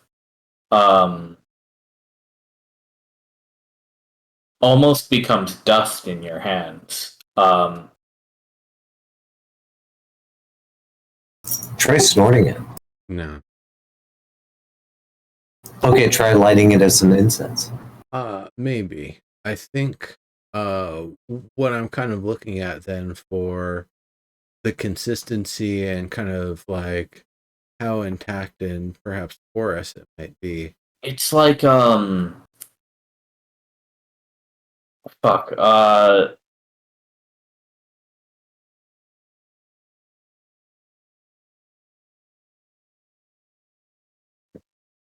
It's like dry wood that was deeply waterlogged previously. I see. So the thing that I'd then be looking at is the idea of using the tree itself kind of as a sort of planter for new life, to be able to kind of, burrow out or find areas where there's like a little divot here and there, put a seed in, put some soil in, maybe give it a little magic touch once a bunch of those have been done, and allow those things to root and penetrate into the tree, to kind of grow off of it and bring kind of new life in a different way to what's otherwise sort of a dead tree. That's something you'd probably have to experiment with more directly Okay. to get any real useful indications of what might happen. I would probably bring that up to Naya, and if we can, use a little bit of nice soil and maybe a seed that she might be carrying, like just start with one, and kind of go from there.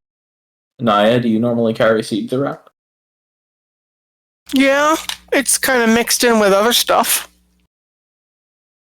I mean, she's got little pouches for alchemy and stuff. And she gathers stuff that whatever's unusual that they run across. So she can dig in a pouch or two or three, see if she can come up with a seed. She would not necessarily know what it's to.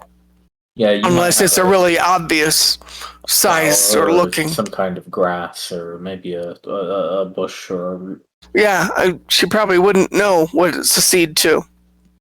Well, I would say then, whatever seed you find, we can lay out on the surface, and whichever one kind of speaks to you and your druidic senses most is the one we'll go with.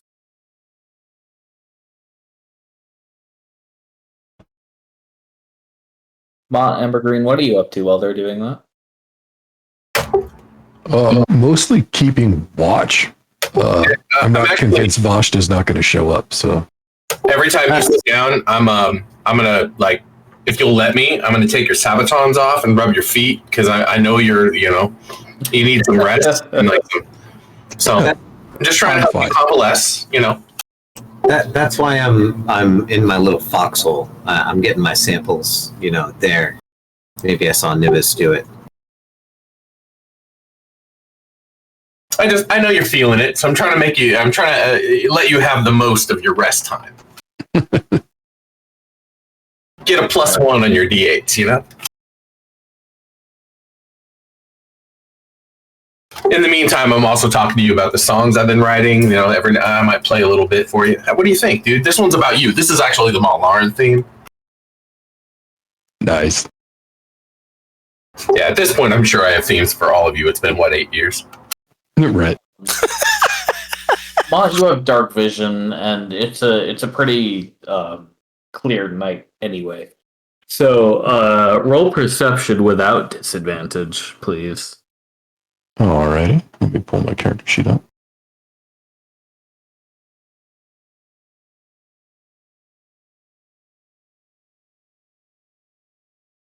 Nice. I'll take Um, just a minute after Ambergreen, later in the evening, casts his duplication spell on your food, which I assume everybody is eating Yeah. Oh, yeah. collectively. Albus Tabber. Oh yeah, of course. Okay. I might have, crawled out of my foxhole in between the tree to get to that. Yeah. And then go right back. Exactly. Gotta maintain the fact that, I don't want to be seen by the dragon.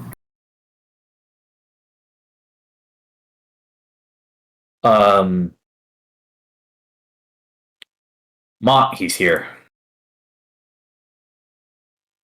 Yeah, I'll get everybody else's attention. Is he showing any indication that he has seen the tiny hut? He is, when you catch sight of him, you can roll stealth. When you catch sight of him, he is descending to a point, 30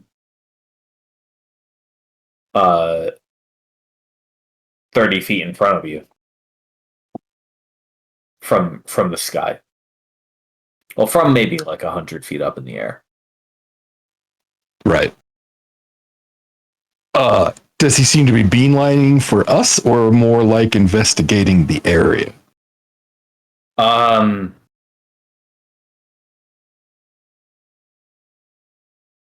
All right, Mont. I'll tell you what you see directly.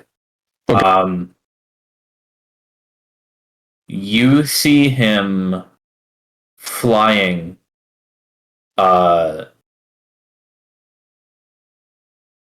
facing forward, right? Like head forward, feet back, like a circling hawk. Till above you, he stops, feet planted out toward the ground, descending toward you. Okay, so we're made. Is the terrain still rocky enough for me to have advantage? Sure, yeah, it's rocks. Sand. Sand is rocks. Cool. I just wanted to make sure. Nice. What's this man's passive perception? Okay, well, Nimbus, you're stuck in the tiny hut if we want to keep it up, right? Yeah.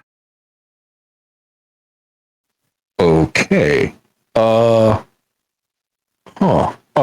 Amber Green, Yes. do you maybe want to step out of this tiny hut with me? Yeah, I got you back. Put your sabatons back on. Yeah, good call. Let's go say hello before he decides he wants to do something about this here hut. Indeed. Straighten up. Let's go. I help lace up your shoes. Good. All right.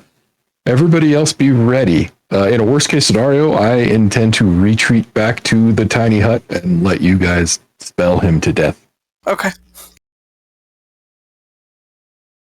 All right. In that case, I will step out of the hut and kind of like raise a hand in greeting. Okay. You want to move forward a little bit? Sure enough. Yeah, let me press the right button. So I got my flute. Toodly toot toot toot. Announcing announcing his lordship Montlaran.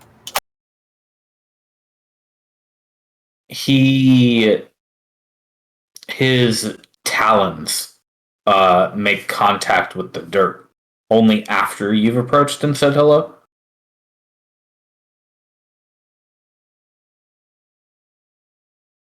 He says, oh,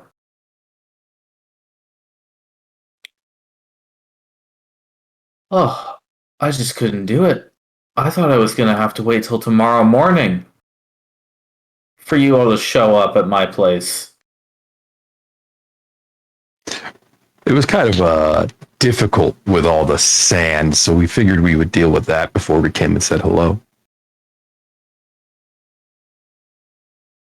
Yes, I noticed. That was, I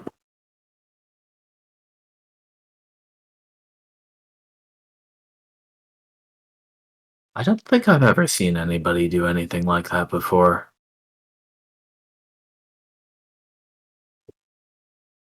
Oh yeah? Huh. And you, which one of you did it, actually?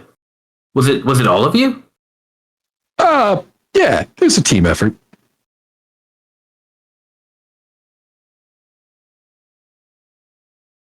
And you hardly look all the worse for wear?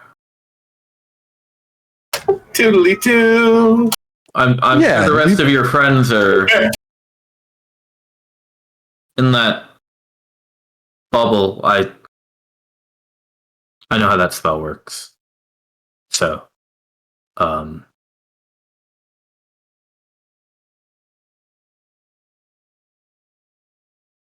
it doesn't matter to me. He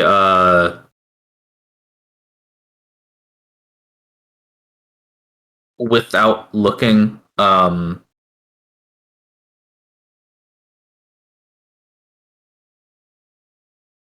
pulls a rock slab out of the earth and plops his ass on it. And in his hand that last you saw was holding a sword, He uncorks a bottle and takes a sip.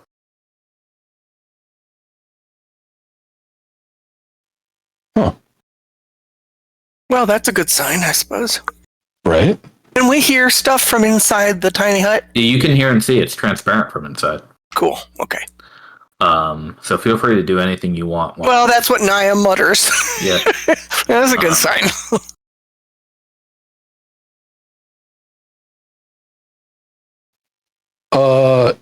Yeah. So, what can we do for you? Well, it seems that you have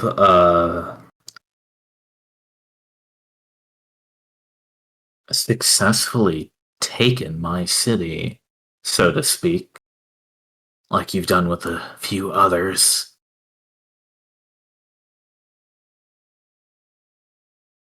I suspect your next action, as it has been, will be to visit my home and destroy my teleportation circle so I can't get back here anymore.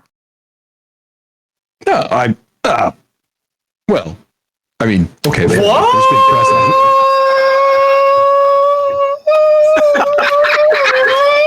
But it doesn't have to go that way.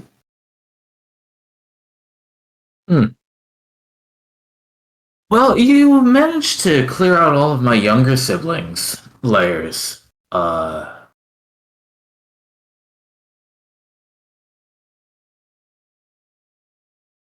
I think they were attached to theirs a little more than I've ever been attached to mine. But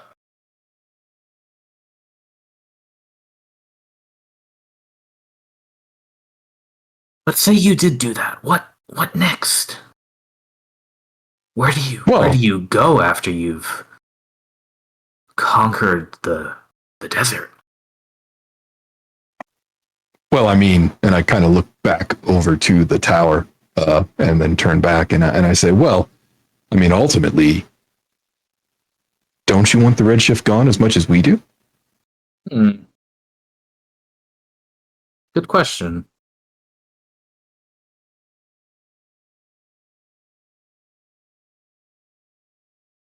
I mean, we could partner up. I mean, for all of the conflict we've had with your siblings, we've honestly never approached them belligerently first. You know that, right?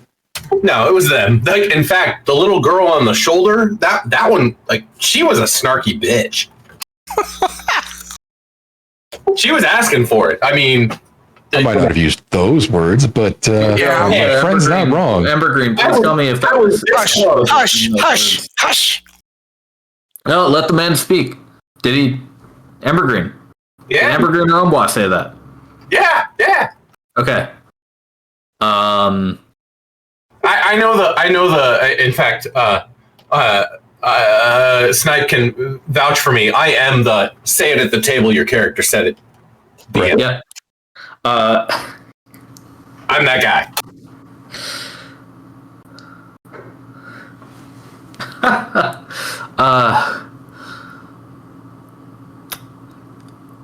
If I tell her you said that, she'll probably try to kill you first and painfully. Not that she wasn't going to anyway. Right. Thanks. I didn't feel like I was exposing myself any more than I already was by saying so. I'm just saying, that little girl, your sister, that's your sister, right? Younger sister, indeed. Yeah, I get it. I have younger sisters. Some of my younger sisters are snarky bitches. I'm just pointing it out. That's all I'm saying.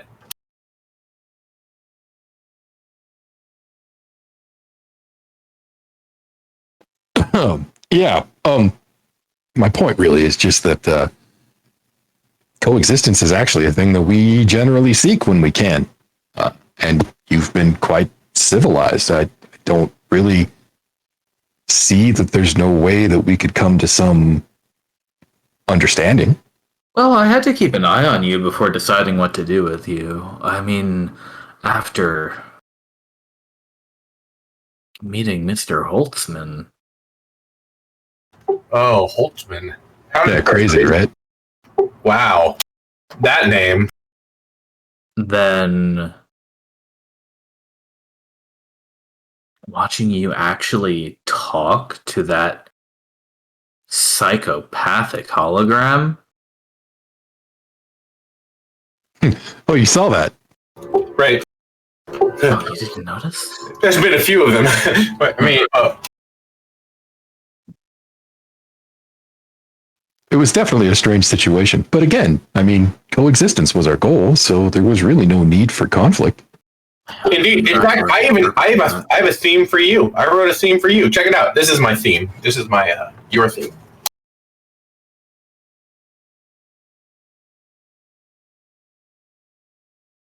You could roll for that if you. You know what's hilarious? I was just about to go. Should I just roll performance on that?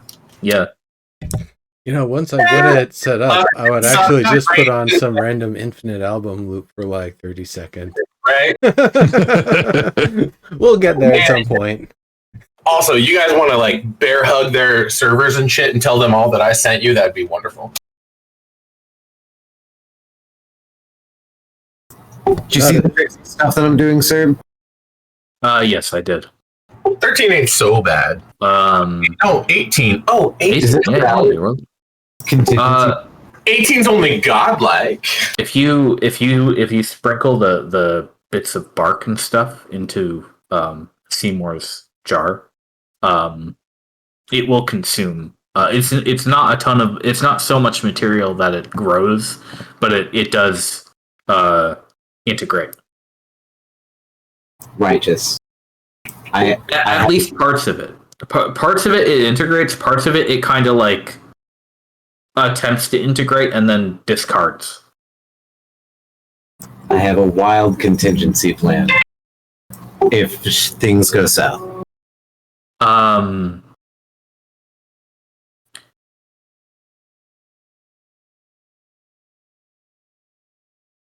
He I says, really kind of hope that we could resolve this without combat. He says, you know very well that coexistence isn't really why my old man came out here in the first place. Right? No, he probably came out here to conquer. That's why it's all a desert and all that shit. Conquer? No. Civilize? Not Plunder. Gentrify? There you go. Not that last one. He's like, wait a minute, if he's just going to build latte stores. Right? I mean, luxury apartments are luxury apartments. I should know. I live in one. I mean, Some funny shit right there. Well, treasure, conquest, rulership, it all comes with so many little tears and nicks. It's so much easier to just find a place that nobody lives where they used to live and take it for yourself. Even better if the land does all the work for you. You don't even have to build a wall. I mean, that really only works until somebody else figures out how to use the land to their advantage, right? That is right. 200 years ago, when I was a kid, exploring this desert was fun. I got to see all sorts of things and kill all sorts of terrible beasts. Well, you know, there's a lot of that left to be done. You know, there's more to this place than the desert, right? Oh, I'm sure. And not that I haven't visited my siblings in their territory before. I've been here and there. And it's been quite the same for them. I know she doesn't seem like it, but Nasharala does have quite a bit of fun, especially when there's Vestan treasure to be had. I think a few of us can relate to that.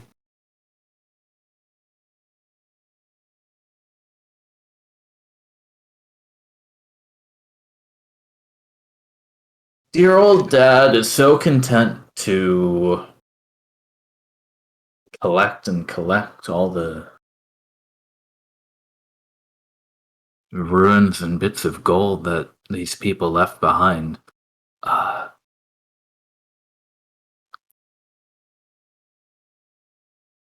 but I don't think he really knows what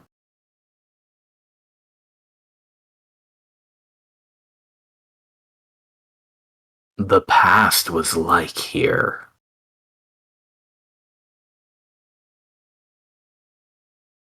It's funny you should say that because I was going to ask if he actually understood what was being collected. We don't necessarily look for treasure so much as we look for knowledge. In my experience, Oh, I know. that's significantly more powerful.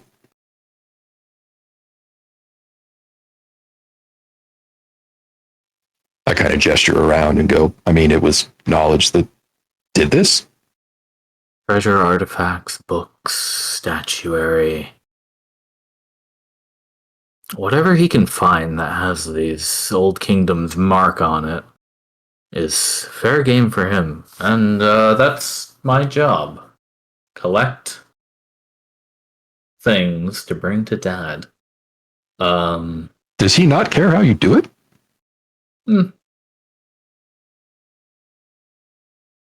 Can I hear that? You can hear all of this, yeah. That makes me smile. Just because I can relate to, the job. Right, it's yours, right? Essentially. I do think my father's been getting a little bit impatient about how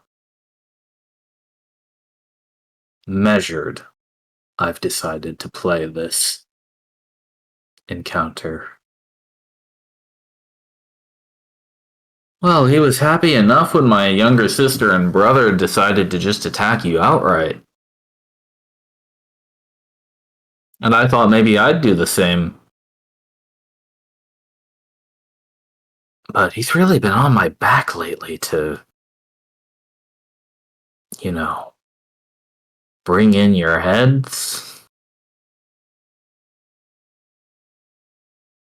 Well, I mean, I assume that you can imagine we're kind of against that, but let me ask you a question. How close attention is your father really paying to what you're doing out here?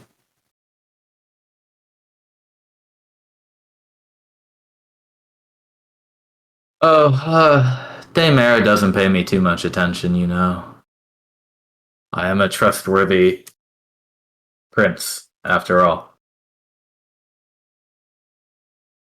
I can certainly see that. Yes. We children of the Red Dragon, we stick together, we watch out for each other, and we have each other's backs. It would be unheard of for us to betray one another. Or our father. Of course, there was one older sister I had who thought maybe she'd be done with this life, and when she offered the suggestion to our father, he ate her. Well, that's problematic. And kind of permanent. How do you spell Demera? Daymar? Eimaer.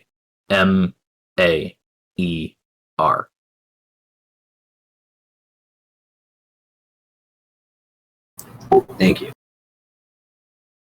That's a name Alvis would embroil in his mind given the context of how he said it. Well, I would never ask you to betray your family or your father or really any of your friends. Of course, and I wouldn't do it if you asked. No, that would be foolish, not to mention...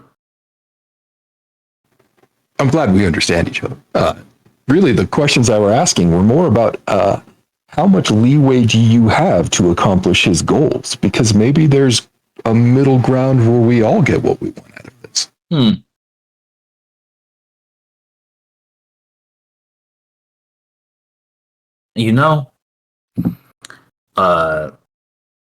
he wipes his mouth off. He says,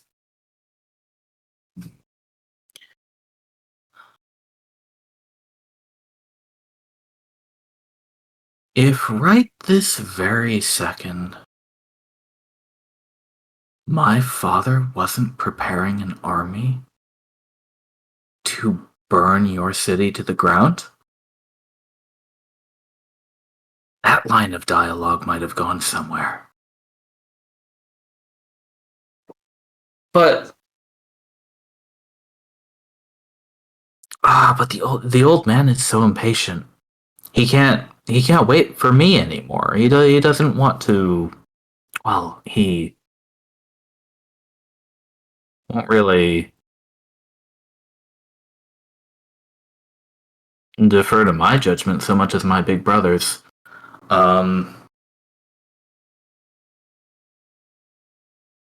So I'm afraid my hands are a bit tied, and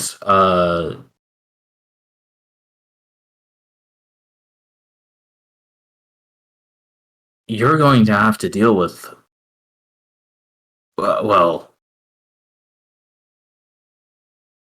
should all go to plan, being completely annihilated.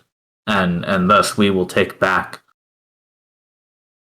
this Redshift zone, as you call it, and continue looting it for centuries and centuries underfoot of our father. Huh. What happens when there's nothing left? Yeah, that's a great question. You'll have failed him at that point, right?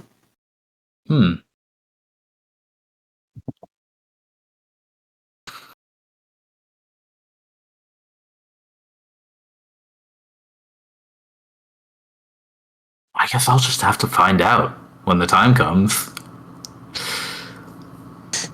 Yeah, sooner or later, I suppose we all have to deal with annihilation, don't we?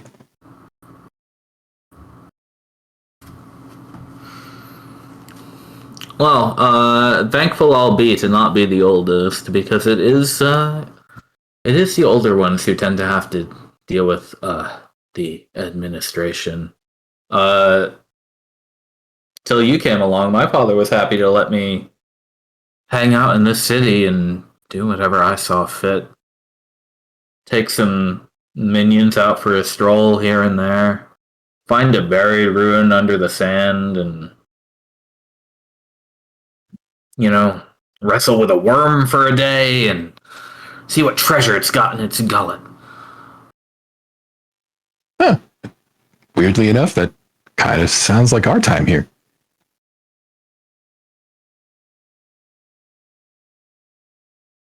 It was pretty fun when it was all there was to do. We also felt very similarly. We're more alike than not, you and I.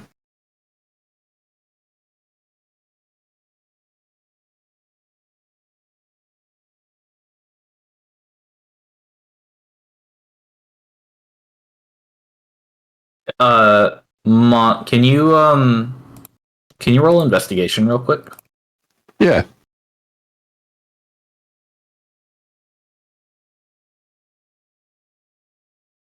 Okay. Amber Green, you can do it too if you want. I'm watching for. What's the roll? No, never mind. Investigation. That's Amber what I- Green okay. skill. That's what I thought I heard you say, but I wasn't sure. Hey, all right.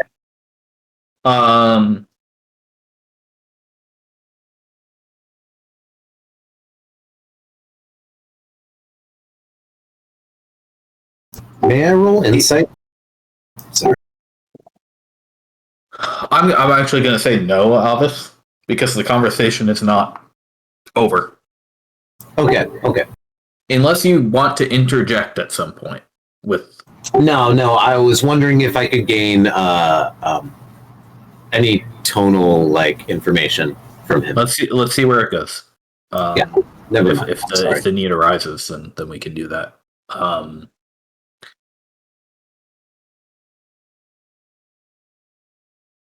he says, well,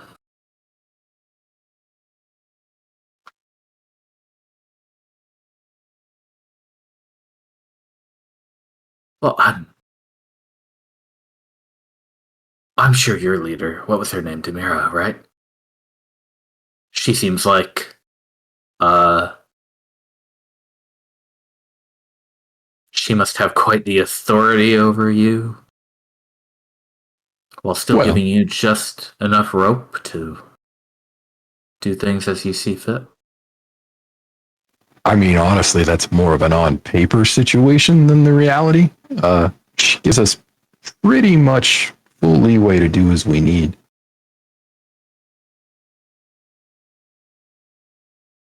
That's interesting. So if she told you to kill me, what would you decide to do? I suppose that would depend on the circumstances. I mean, if you were intending to, say, be the vanguard of an army sent to annihilate us, I'd probably follow that order.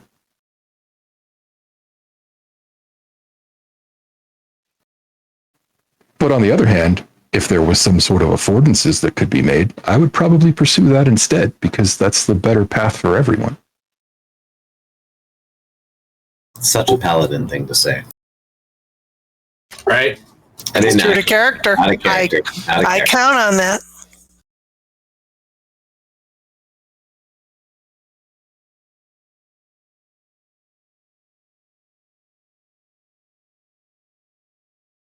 Well, that's the thing. If you and I are indeed so like as you say, I could. Oh, we're kind of similar heights. I'd say I'm twice as attractive, maybe, but never mind.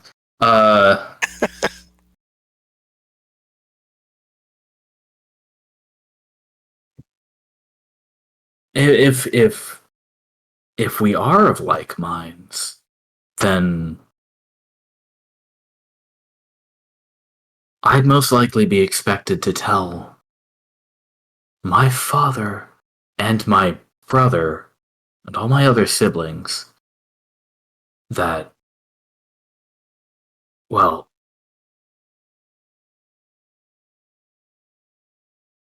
as soon as you found out where my father's lair is in the volcano at Vrabast, I mean, you'd probably make just as ferocious an attack on it as he's planning on you right now. We literally didn't, though. Huh.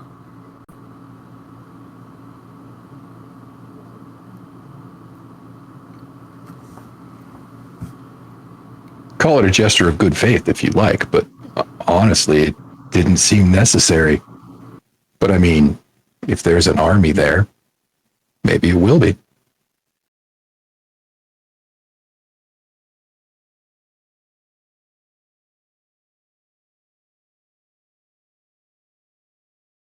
Well, fighting's fun, but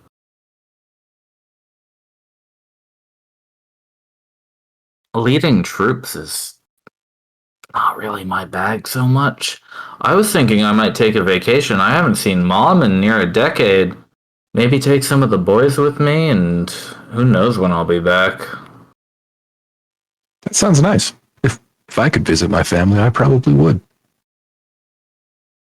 Yeah, in fact, I have this song that's about vacations. I'm going to kind of play the vacation theme.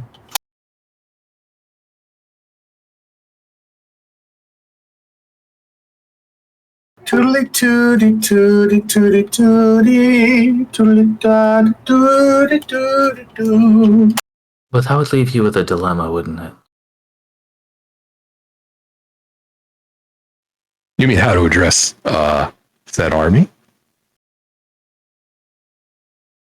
Well, how are you going to run back home and warn your leader and protect this creature you've just uncursed from the Redshift? It looks up at the tower. How are you going to do both? It's an interesting question, isn't it? I won't be around to see it. I'm probably going to be,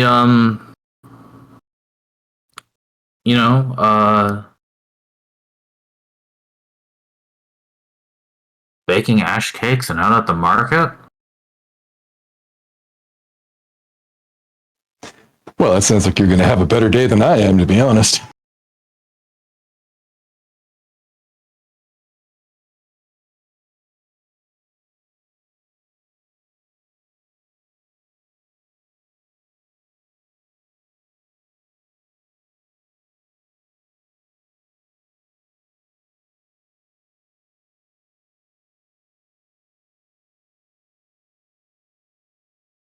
And I'll let you prepare for that bad day.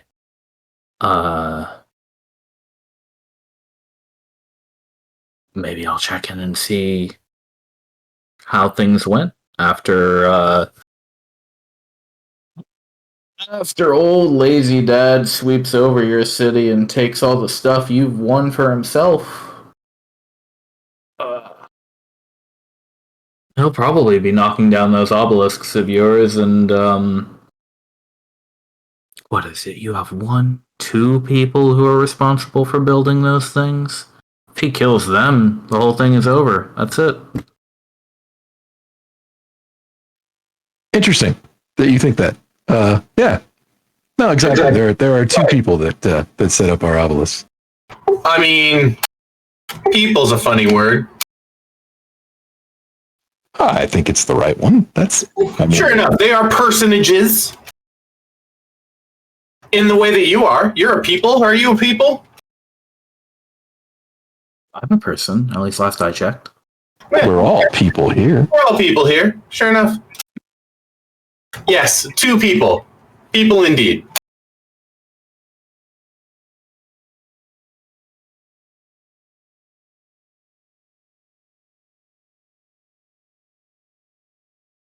Well, I'll leave you to your thinking, and as for me, I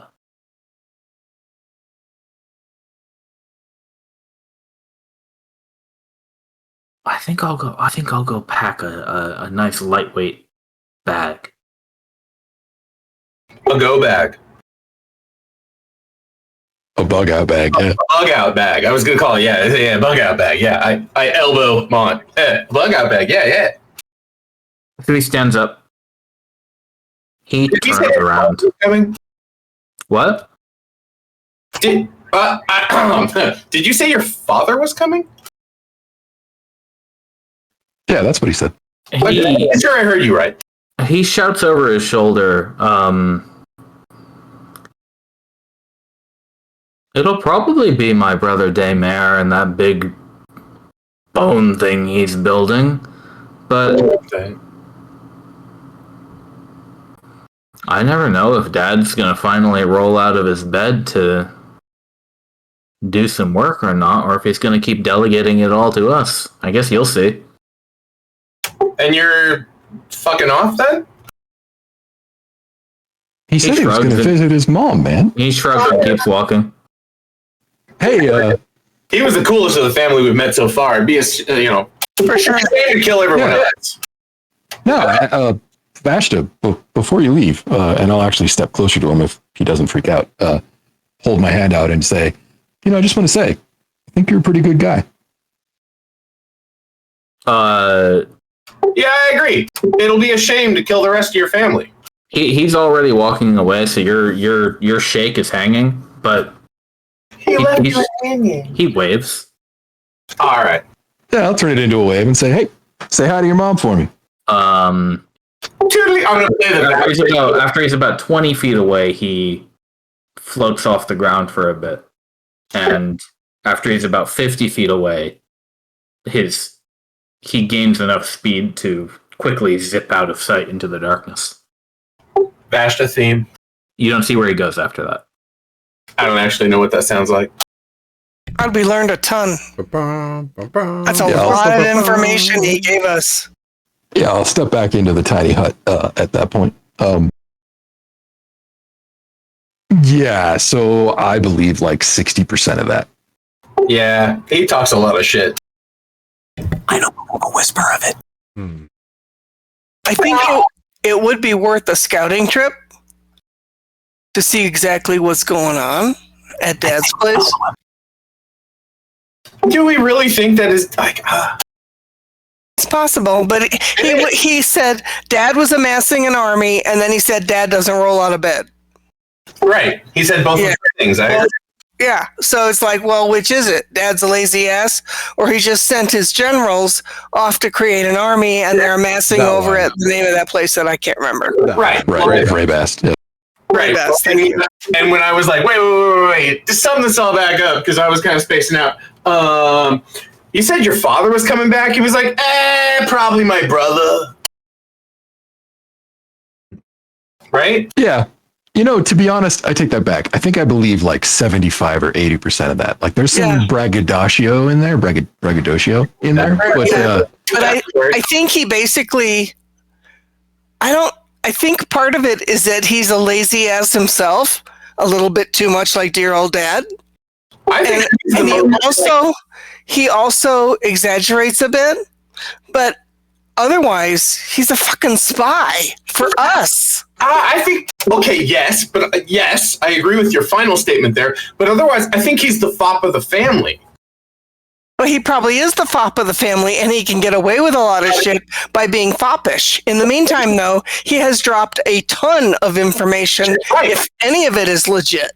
No, that's what I mean. It's because he's the fucking he's the bookish. He reads the books. He thinks about what's going on with his family and blah blah blah. But he doesn't actually like really participate in the acts. You know, he's the fop. He's Well, he's going to go visit Mom instead of participating in a war. 100%. He's gonna go. Yeah, he's gonna bump around and be Gonna do the fop.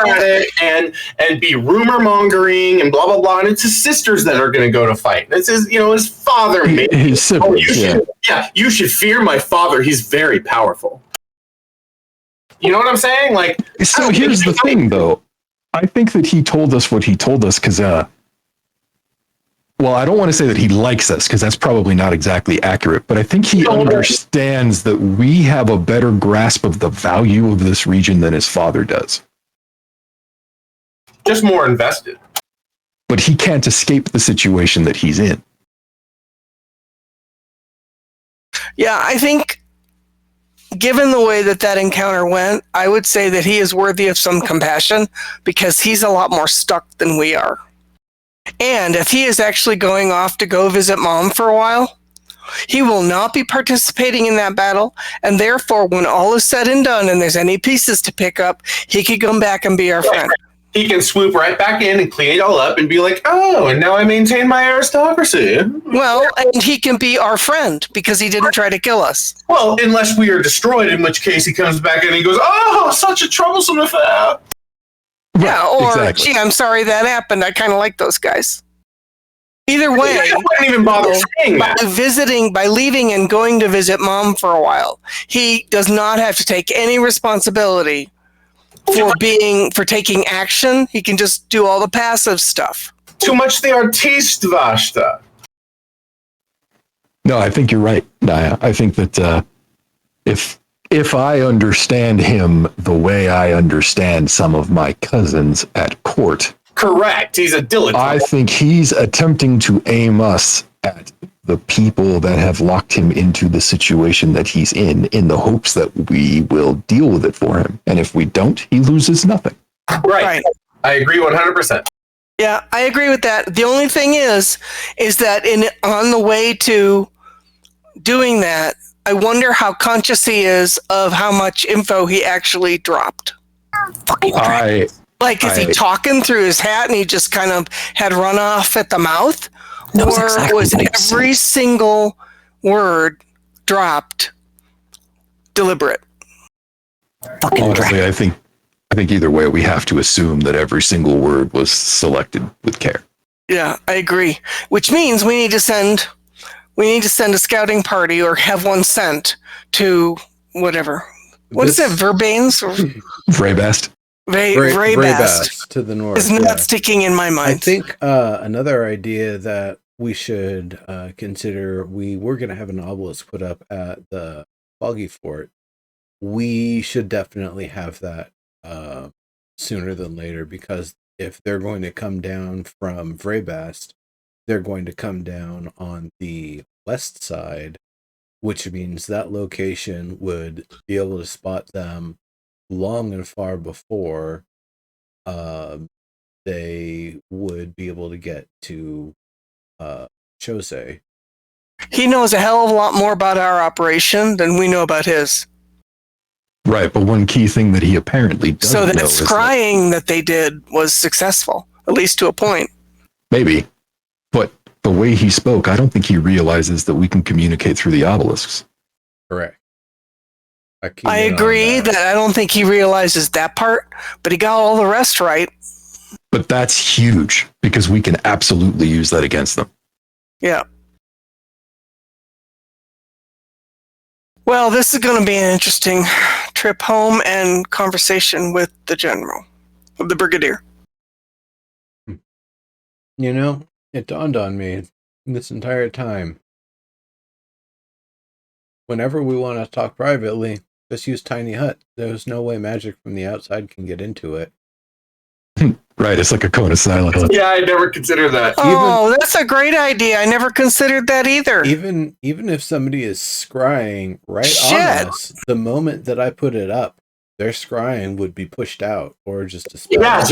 You guys. Hello, Chief.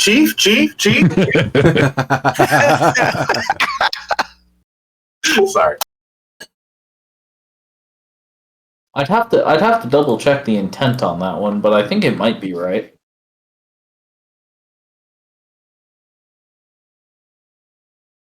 Yeah, if there's any wiggle room, it would probably be whether it's pre-existing, because Tiny Hut does explicitly say that magic doesn't pass through it, right? Well, it doesn't pass through but from the inside something out. Something like scrying also doesn't pass anything. It appears in... Well, like the point appears, right? Right. Interesting. But it's magic mechanically from interesting. somebody outside of it that can't cast and penetrate through, just like magic cast from inside. I wonder if there's a... Yeah, is there a ruling on that? I'm actually looking for one right now.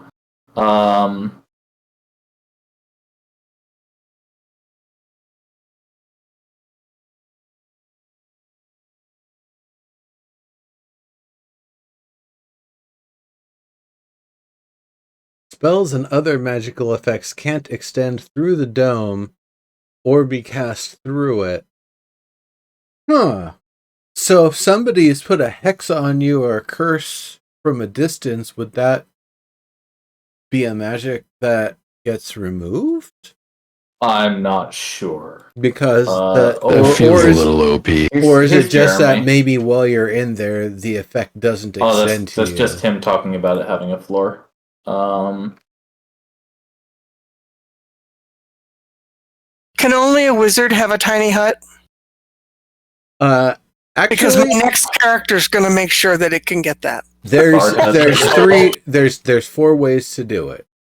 There's being a wizard, being a bard, and getting it that way through the spells that you're able to obtain. You can, I believe, the warlock pact of the book, if you go with the ritual caster feat, you can find a scroll of it and then be able to cast it. And then the fourth way is just taking the feat ritual caster and finding that scroll, and then as any class using that feat that you pick up at level 4 or level 1 is a variant human, you can actually cast it. So there's a few ways to do it, but the most conventional, yes, a wizard. And honestly, Naya, for your next character, I think the Circle of Scholars, the one that you can cast what's it called? The ritual spells instantly and blend your spells to do a different damage type based on other spells you have in that level. I think that would be perfect for your next character. I've been thinking about that for months, actually. That's because you're a nerd, but there's a fifth way. What you got? What you got, buddy? The fifth way is that you get yourself a strip of 6 foot by probably 12 or 14 foot canvas, and you have it inlaid with runic scripture that imbues it with anti-magic properties, and then you also get a topper that fits over the poles, and then you carry around all the poles and the canvas, and it takes you about, I don't know, from experience, 20 minutes with some help to up to an hour to set up. Once you set it up, it's a tiny hut, and it has magical fucking protections. Okay, Right. but They call that one Evergreen Shaky Shack. the difference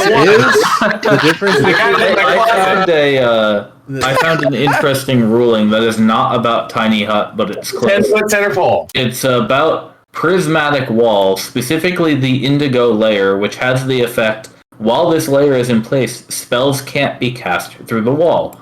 There you go. Jeremy says, the indigo layer of prismatic wall prevents you from casting spells through it. This doesn't stop a spell with a range of self, such as Misty Step, but it does stop Dimension Door, which has a range of 500 feet. Yep. Shit. So, I see it. I have both, so fuck off. I would apply the same, because Actually, I don't have Misty Step, but I have Blink. because the wording of spells can't be cast through it is very similar. I would probably rule Tiny Hut in the same way as Jeremy suggests ruling Prismatic Wall. So Misty Step you could cast. Now the key is you could only Misty Step into a tiny hut if it is currently transparent from the outside, because you need to see your destination, right? Right. So Blink doesn't need that. So you can't do that because it's always opaque. No, I can blink in. I can blink. you can choose to make it transparent from the outside, right? The dome is opaque from the outside of any color you choose. Oh, okay. So it's always opaque. It is always opaque. Excuse me. Yep. Yeah. I can still blink in. It's got a range of self. What I would say is if that wasn't an issue, you'd be able to Misty Step into a tiny hut. Well, because of the opaqueness, that's why you can't. For scrying also has a range of self. So using the same logic, Listen in. Yeah, using the same logic here, you can. Hold on though. All other creatures and objects are barred from passing through it. So if you're not one of the original 9 when it was cast, you're blocked. Oh yeah, okay. So Tiny Hut has a lot of safety measures against Misty Step specifically. Yes. I can blink. I can't blink either now. But the spells cannot be cast through it is not one of those safeties. Everything else about the hut prevents the Misty Step. And the blink. Yeah, but because the spell is self, and because you could, same issue here. The indigo wall in prismatic wall is also not transparent, as far as I know. Yeah, those are opaque, so you couldn't Misty Step through the wall either, unless you I don't know. Can you see through it with True Sight or something? But it's specifically saying that the effects can't extend through or be cast through it. So it's not just that you can't cast through it, you can't extend something through it, you can't create, a point in space that'll land you there from outside, because that will still that's going through it. Well, I think Jeremy's ruling is that because in the case of let's pretend these things are not opaque for a second. Mm-hmm. You can't cast Dimension Door through a prismatic wall, because Dimension Door has a range of 500 feet. So it's I'm going from here to there. Misty Step has a range of self, so it's basically just like, I am no longer here. I am now here. You're not, like, Dimension Door is like you're moving, and Misty Step is just apparating. Gross. But I would imagine if you're still not one of the original 9, it would just bump you out. Yes, yeah. It's not blocking you from doing it because you're casting a spell. It's blocking you from getting in there because you're not allowed in. Yeah. Right, you're verboten. Correct.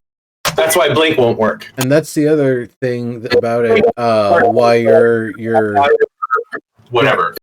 that's why your fifth method wouldn't work. Also, is because Tiny Hut also protects from attack. That you can't strike through it.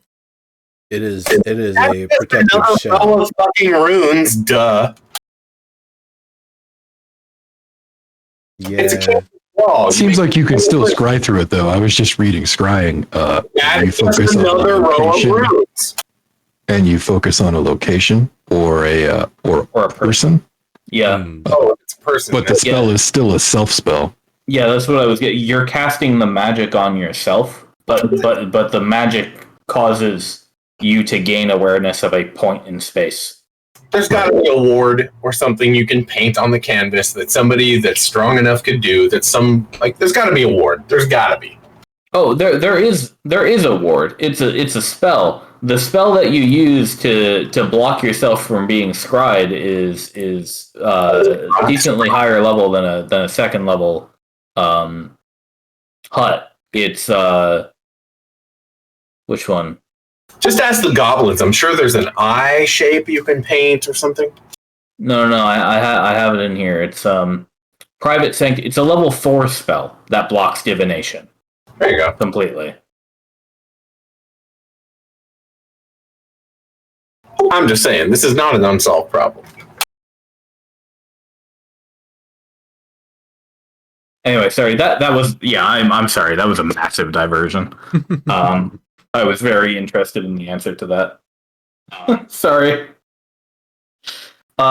Please continue where you were. I'm going to say Tiny Hut will not be your solution to anti-scrying, but Dex has his spell that he uses to protect you from that. Yeah.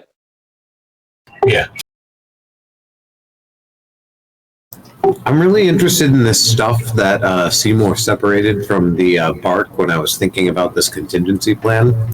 Yeah. And I show Nimbus the concentrated stuff that Seymour separated, using maybe like a pair of tweezers or something from my tinkering kit to get it, out of the jar.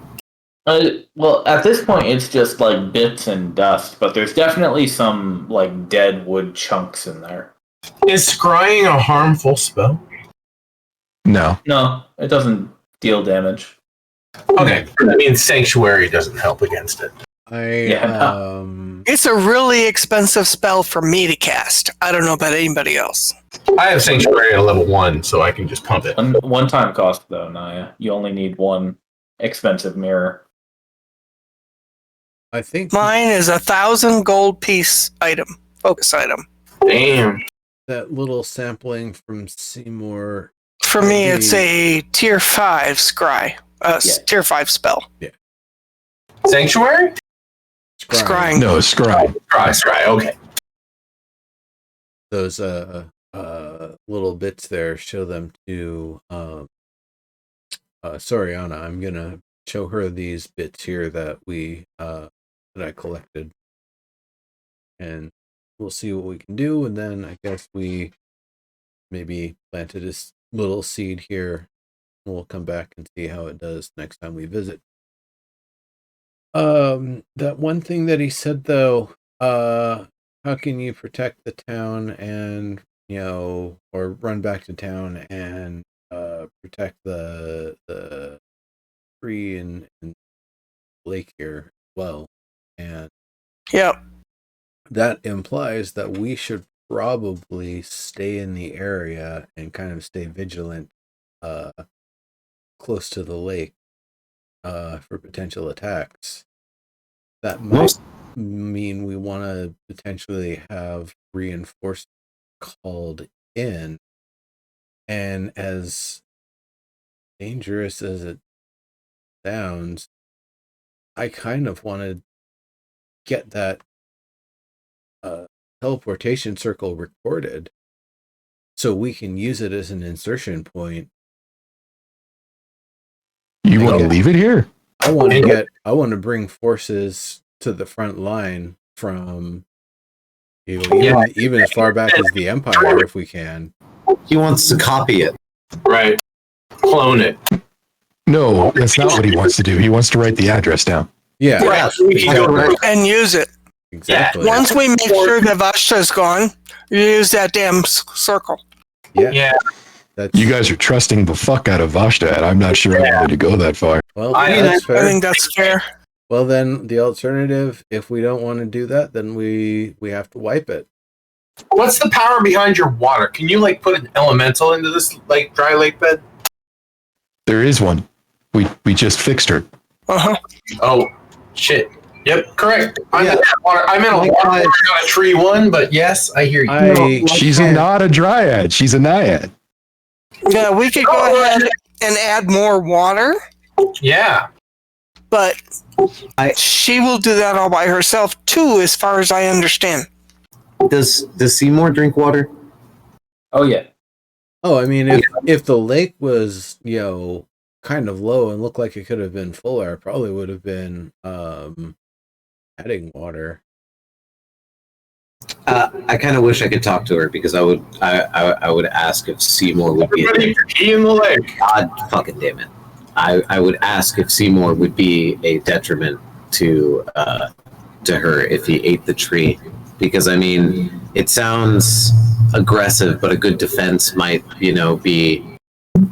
To set a wild shambling mound loose? I'm not sure I agree with that one, man. Yeah, I would I rather agree. crazy in a different way. Oh, okay. I mean, we didn't. I mean, witness. Dryad living with one before, but okay. Naiad. Well, no, I don't think that there's any problem with the naiad. No, I mean that too. Yeah, that. Yes. I think the problem is the shambling mound is not domesticated. No, we don't want it to be. We want it as a line of defense against anybody who is going to attack. What I'm saying is, if you let it eat that whole tree, it becomes a massive shambling mound, and when we going to come back, now we have a kaiju to defeat. Right. Have to, but okay. Yes, you're right. Like, we can't put people in the city with the fucking Godzilla next door. That's hilarious. Yeah, good point. I mean, yeah, no, good point.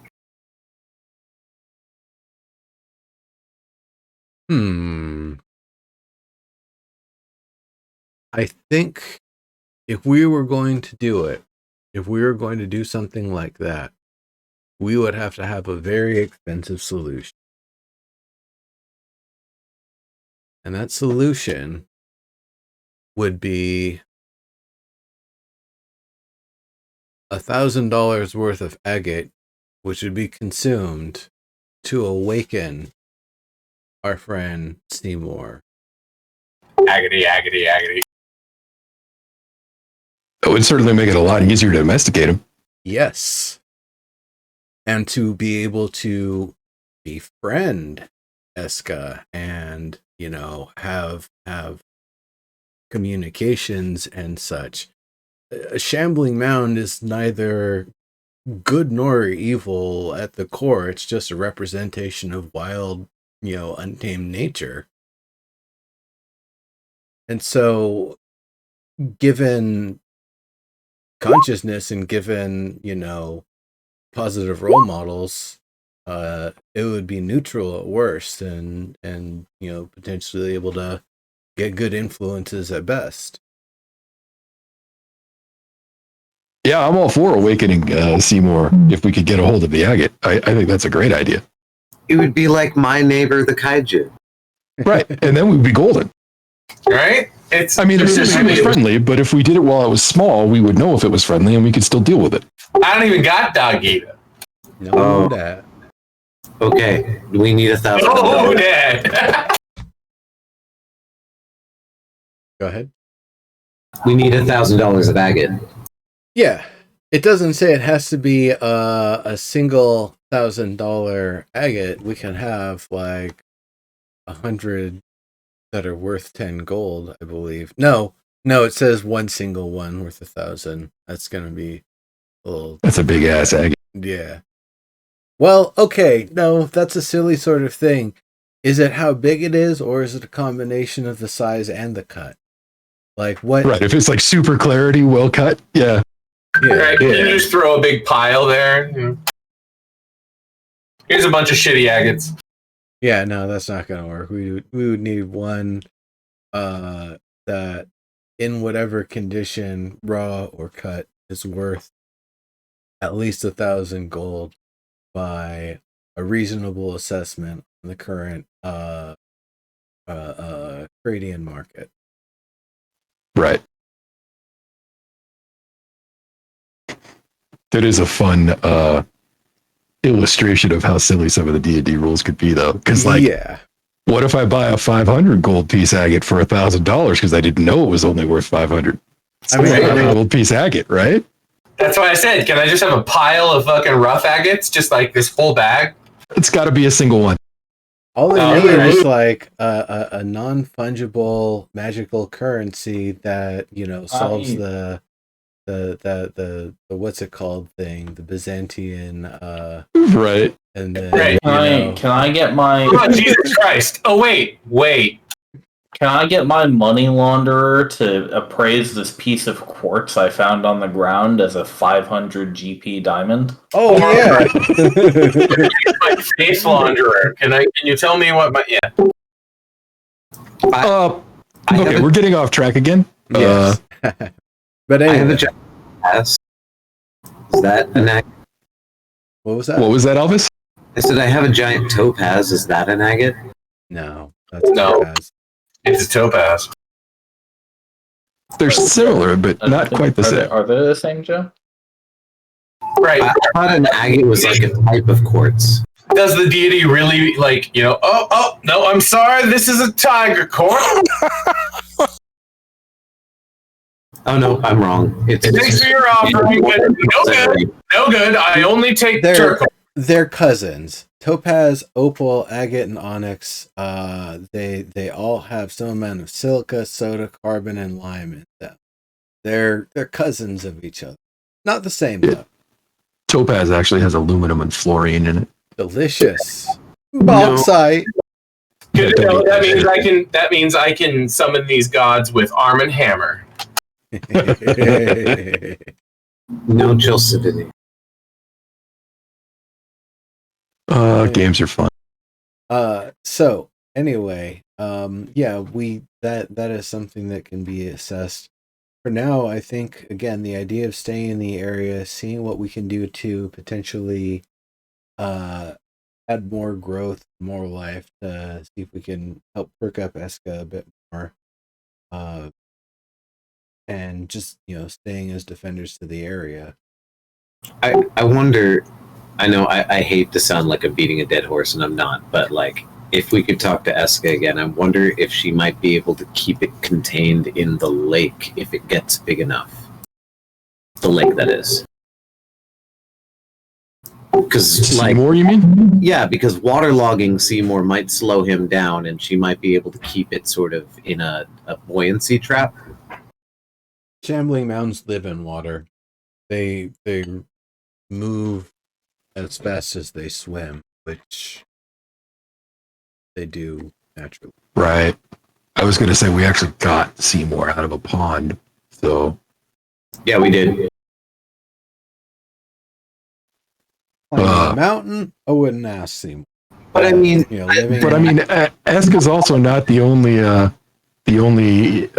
Exad we know.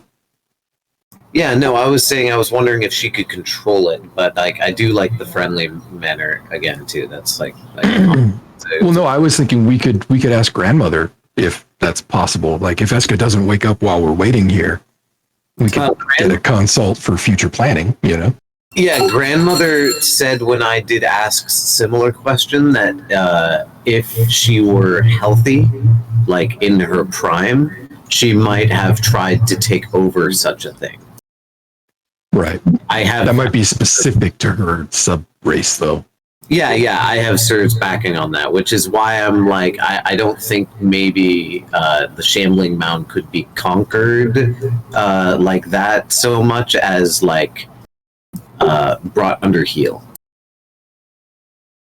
Under like a party trap or something like that. Because yes, normally it swims in lakes and stuff, but the lake is technically an extension of Eska.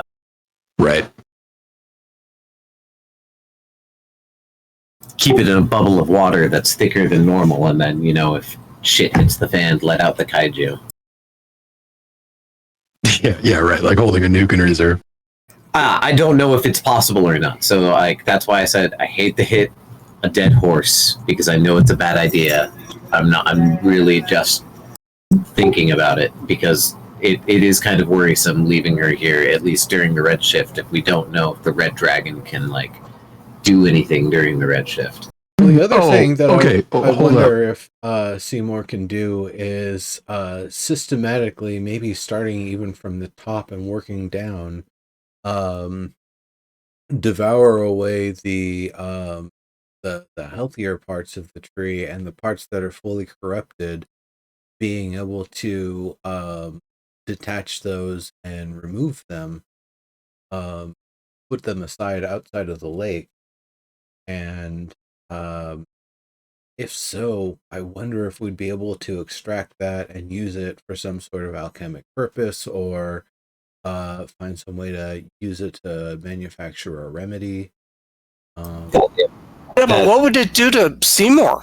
Well, that's what I'm saying. Seymour eating around the infected parts, because I think Seymour would potentially have a keener sense of kind of what tastes right and what tastes wrong, and would be, you know, from the samples that I saw from the droppings there, potentially has that ability to discern.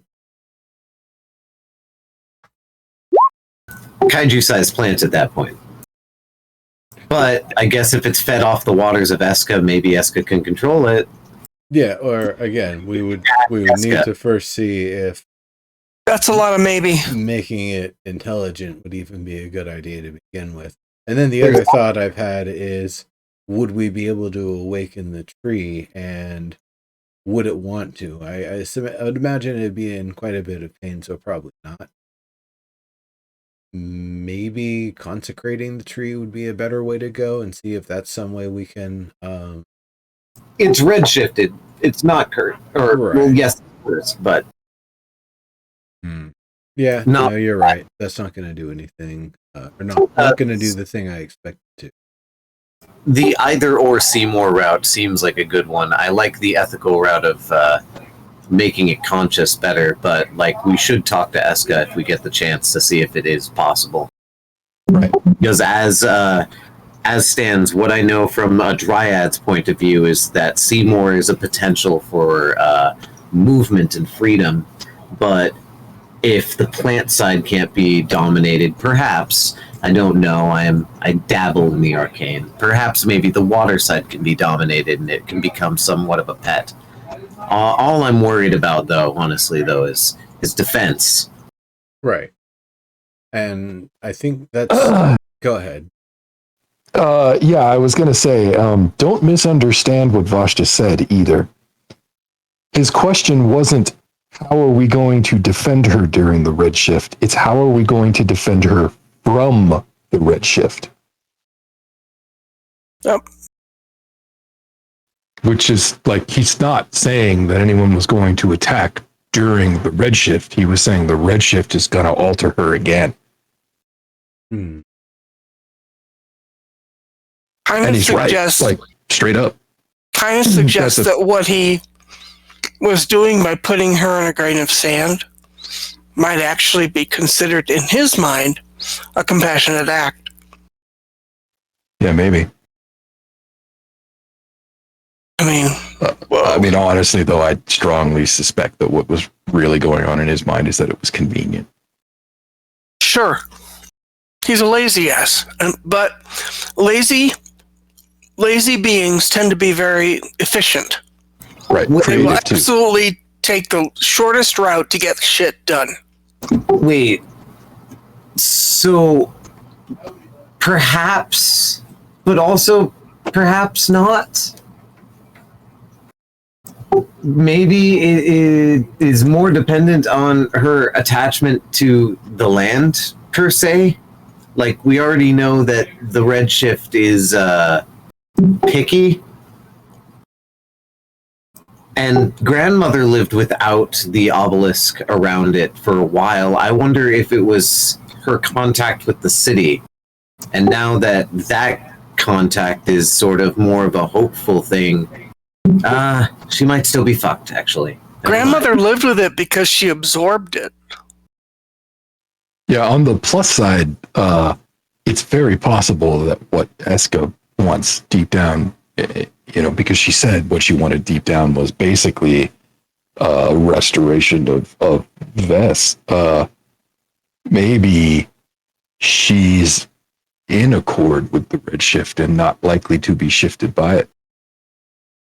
And I mean, her spring is still pure. She's... Yeah. I mean, candidly, there's nothing the fucking five of us in a tiny hut can do about this problem, this Redshift, so... ... We could Yeah. scoot back and I think we ought to do that ASAP. We have a lot of information to deliver to the Brigadier. and we should probably get a report from how the obelisk supplies have been coming through. If we'd be able to get another one out here real quick. I don't know how far she could get away, or if we would need to deploy it basically at the lake here.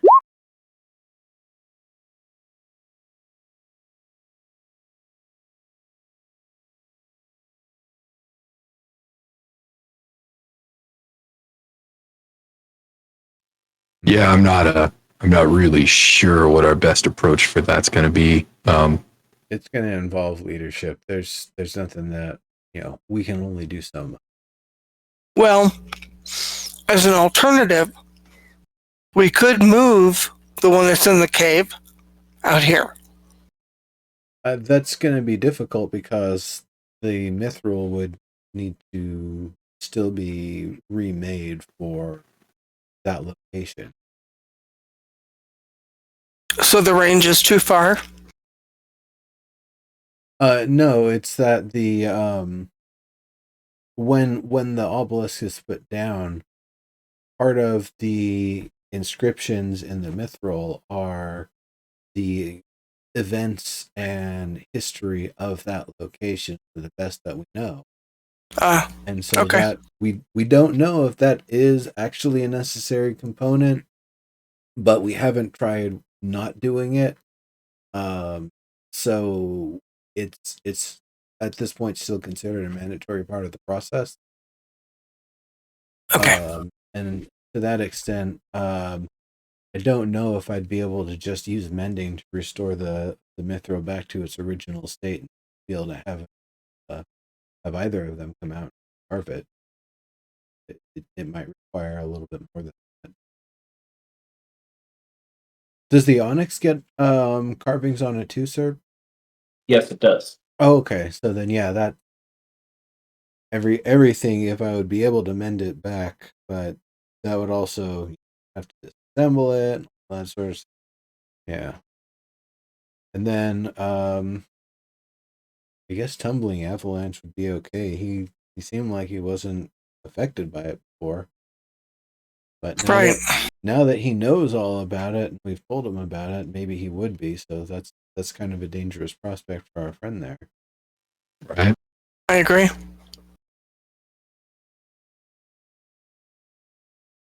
So that's why we need to get back and just fill them in on everything we learned. Correct. Do we want to take down that teleportation circle first? Yeah. Okay. Well, I think the question is, did Vashta just leave, or is he leaving tomorrow, or in a couple of days, or whatever? Because we can't Right. we can't wreck the circle until he's actually gone. Right. I think we hang out here until we get the Redshift started. Then we go investigate. Okay. All right. Then let me give you guys a week to digest that information, and then next time we'll get you back home. Sounds All good. right. Sounds good, man. Good session. Thanks, man. You Yeah, had some good you're laughs this welcome. time. That was I know. That was a fun some funny shit.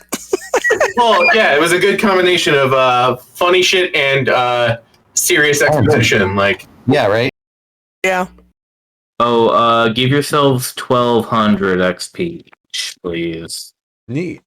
Sounds good. 1200. oh, dope. Kind of sad we didn't get any scalps, but okay.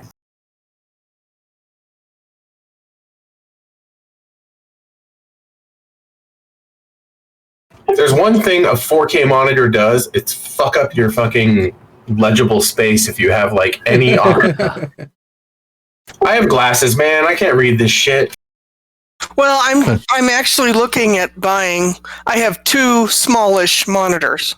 Yeah, I finally bought. And it's kind of a like, while back, and I if love. I get a big one, then how screwed am I for all the stuff I do that's different? If it's super big, at least it'll be big, so it'll compensate. But I bought a 4K that's about the same size as my regular, old school high def.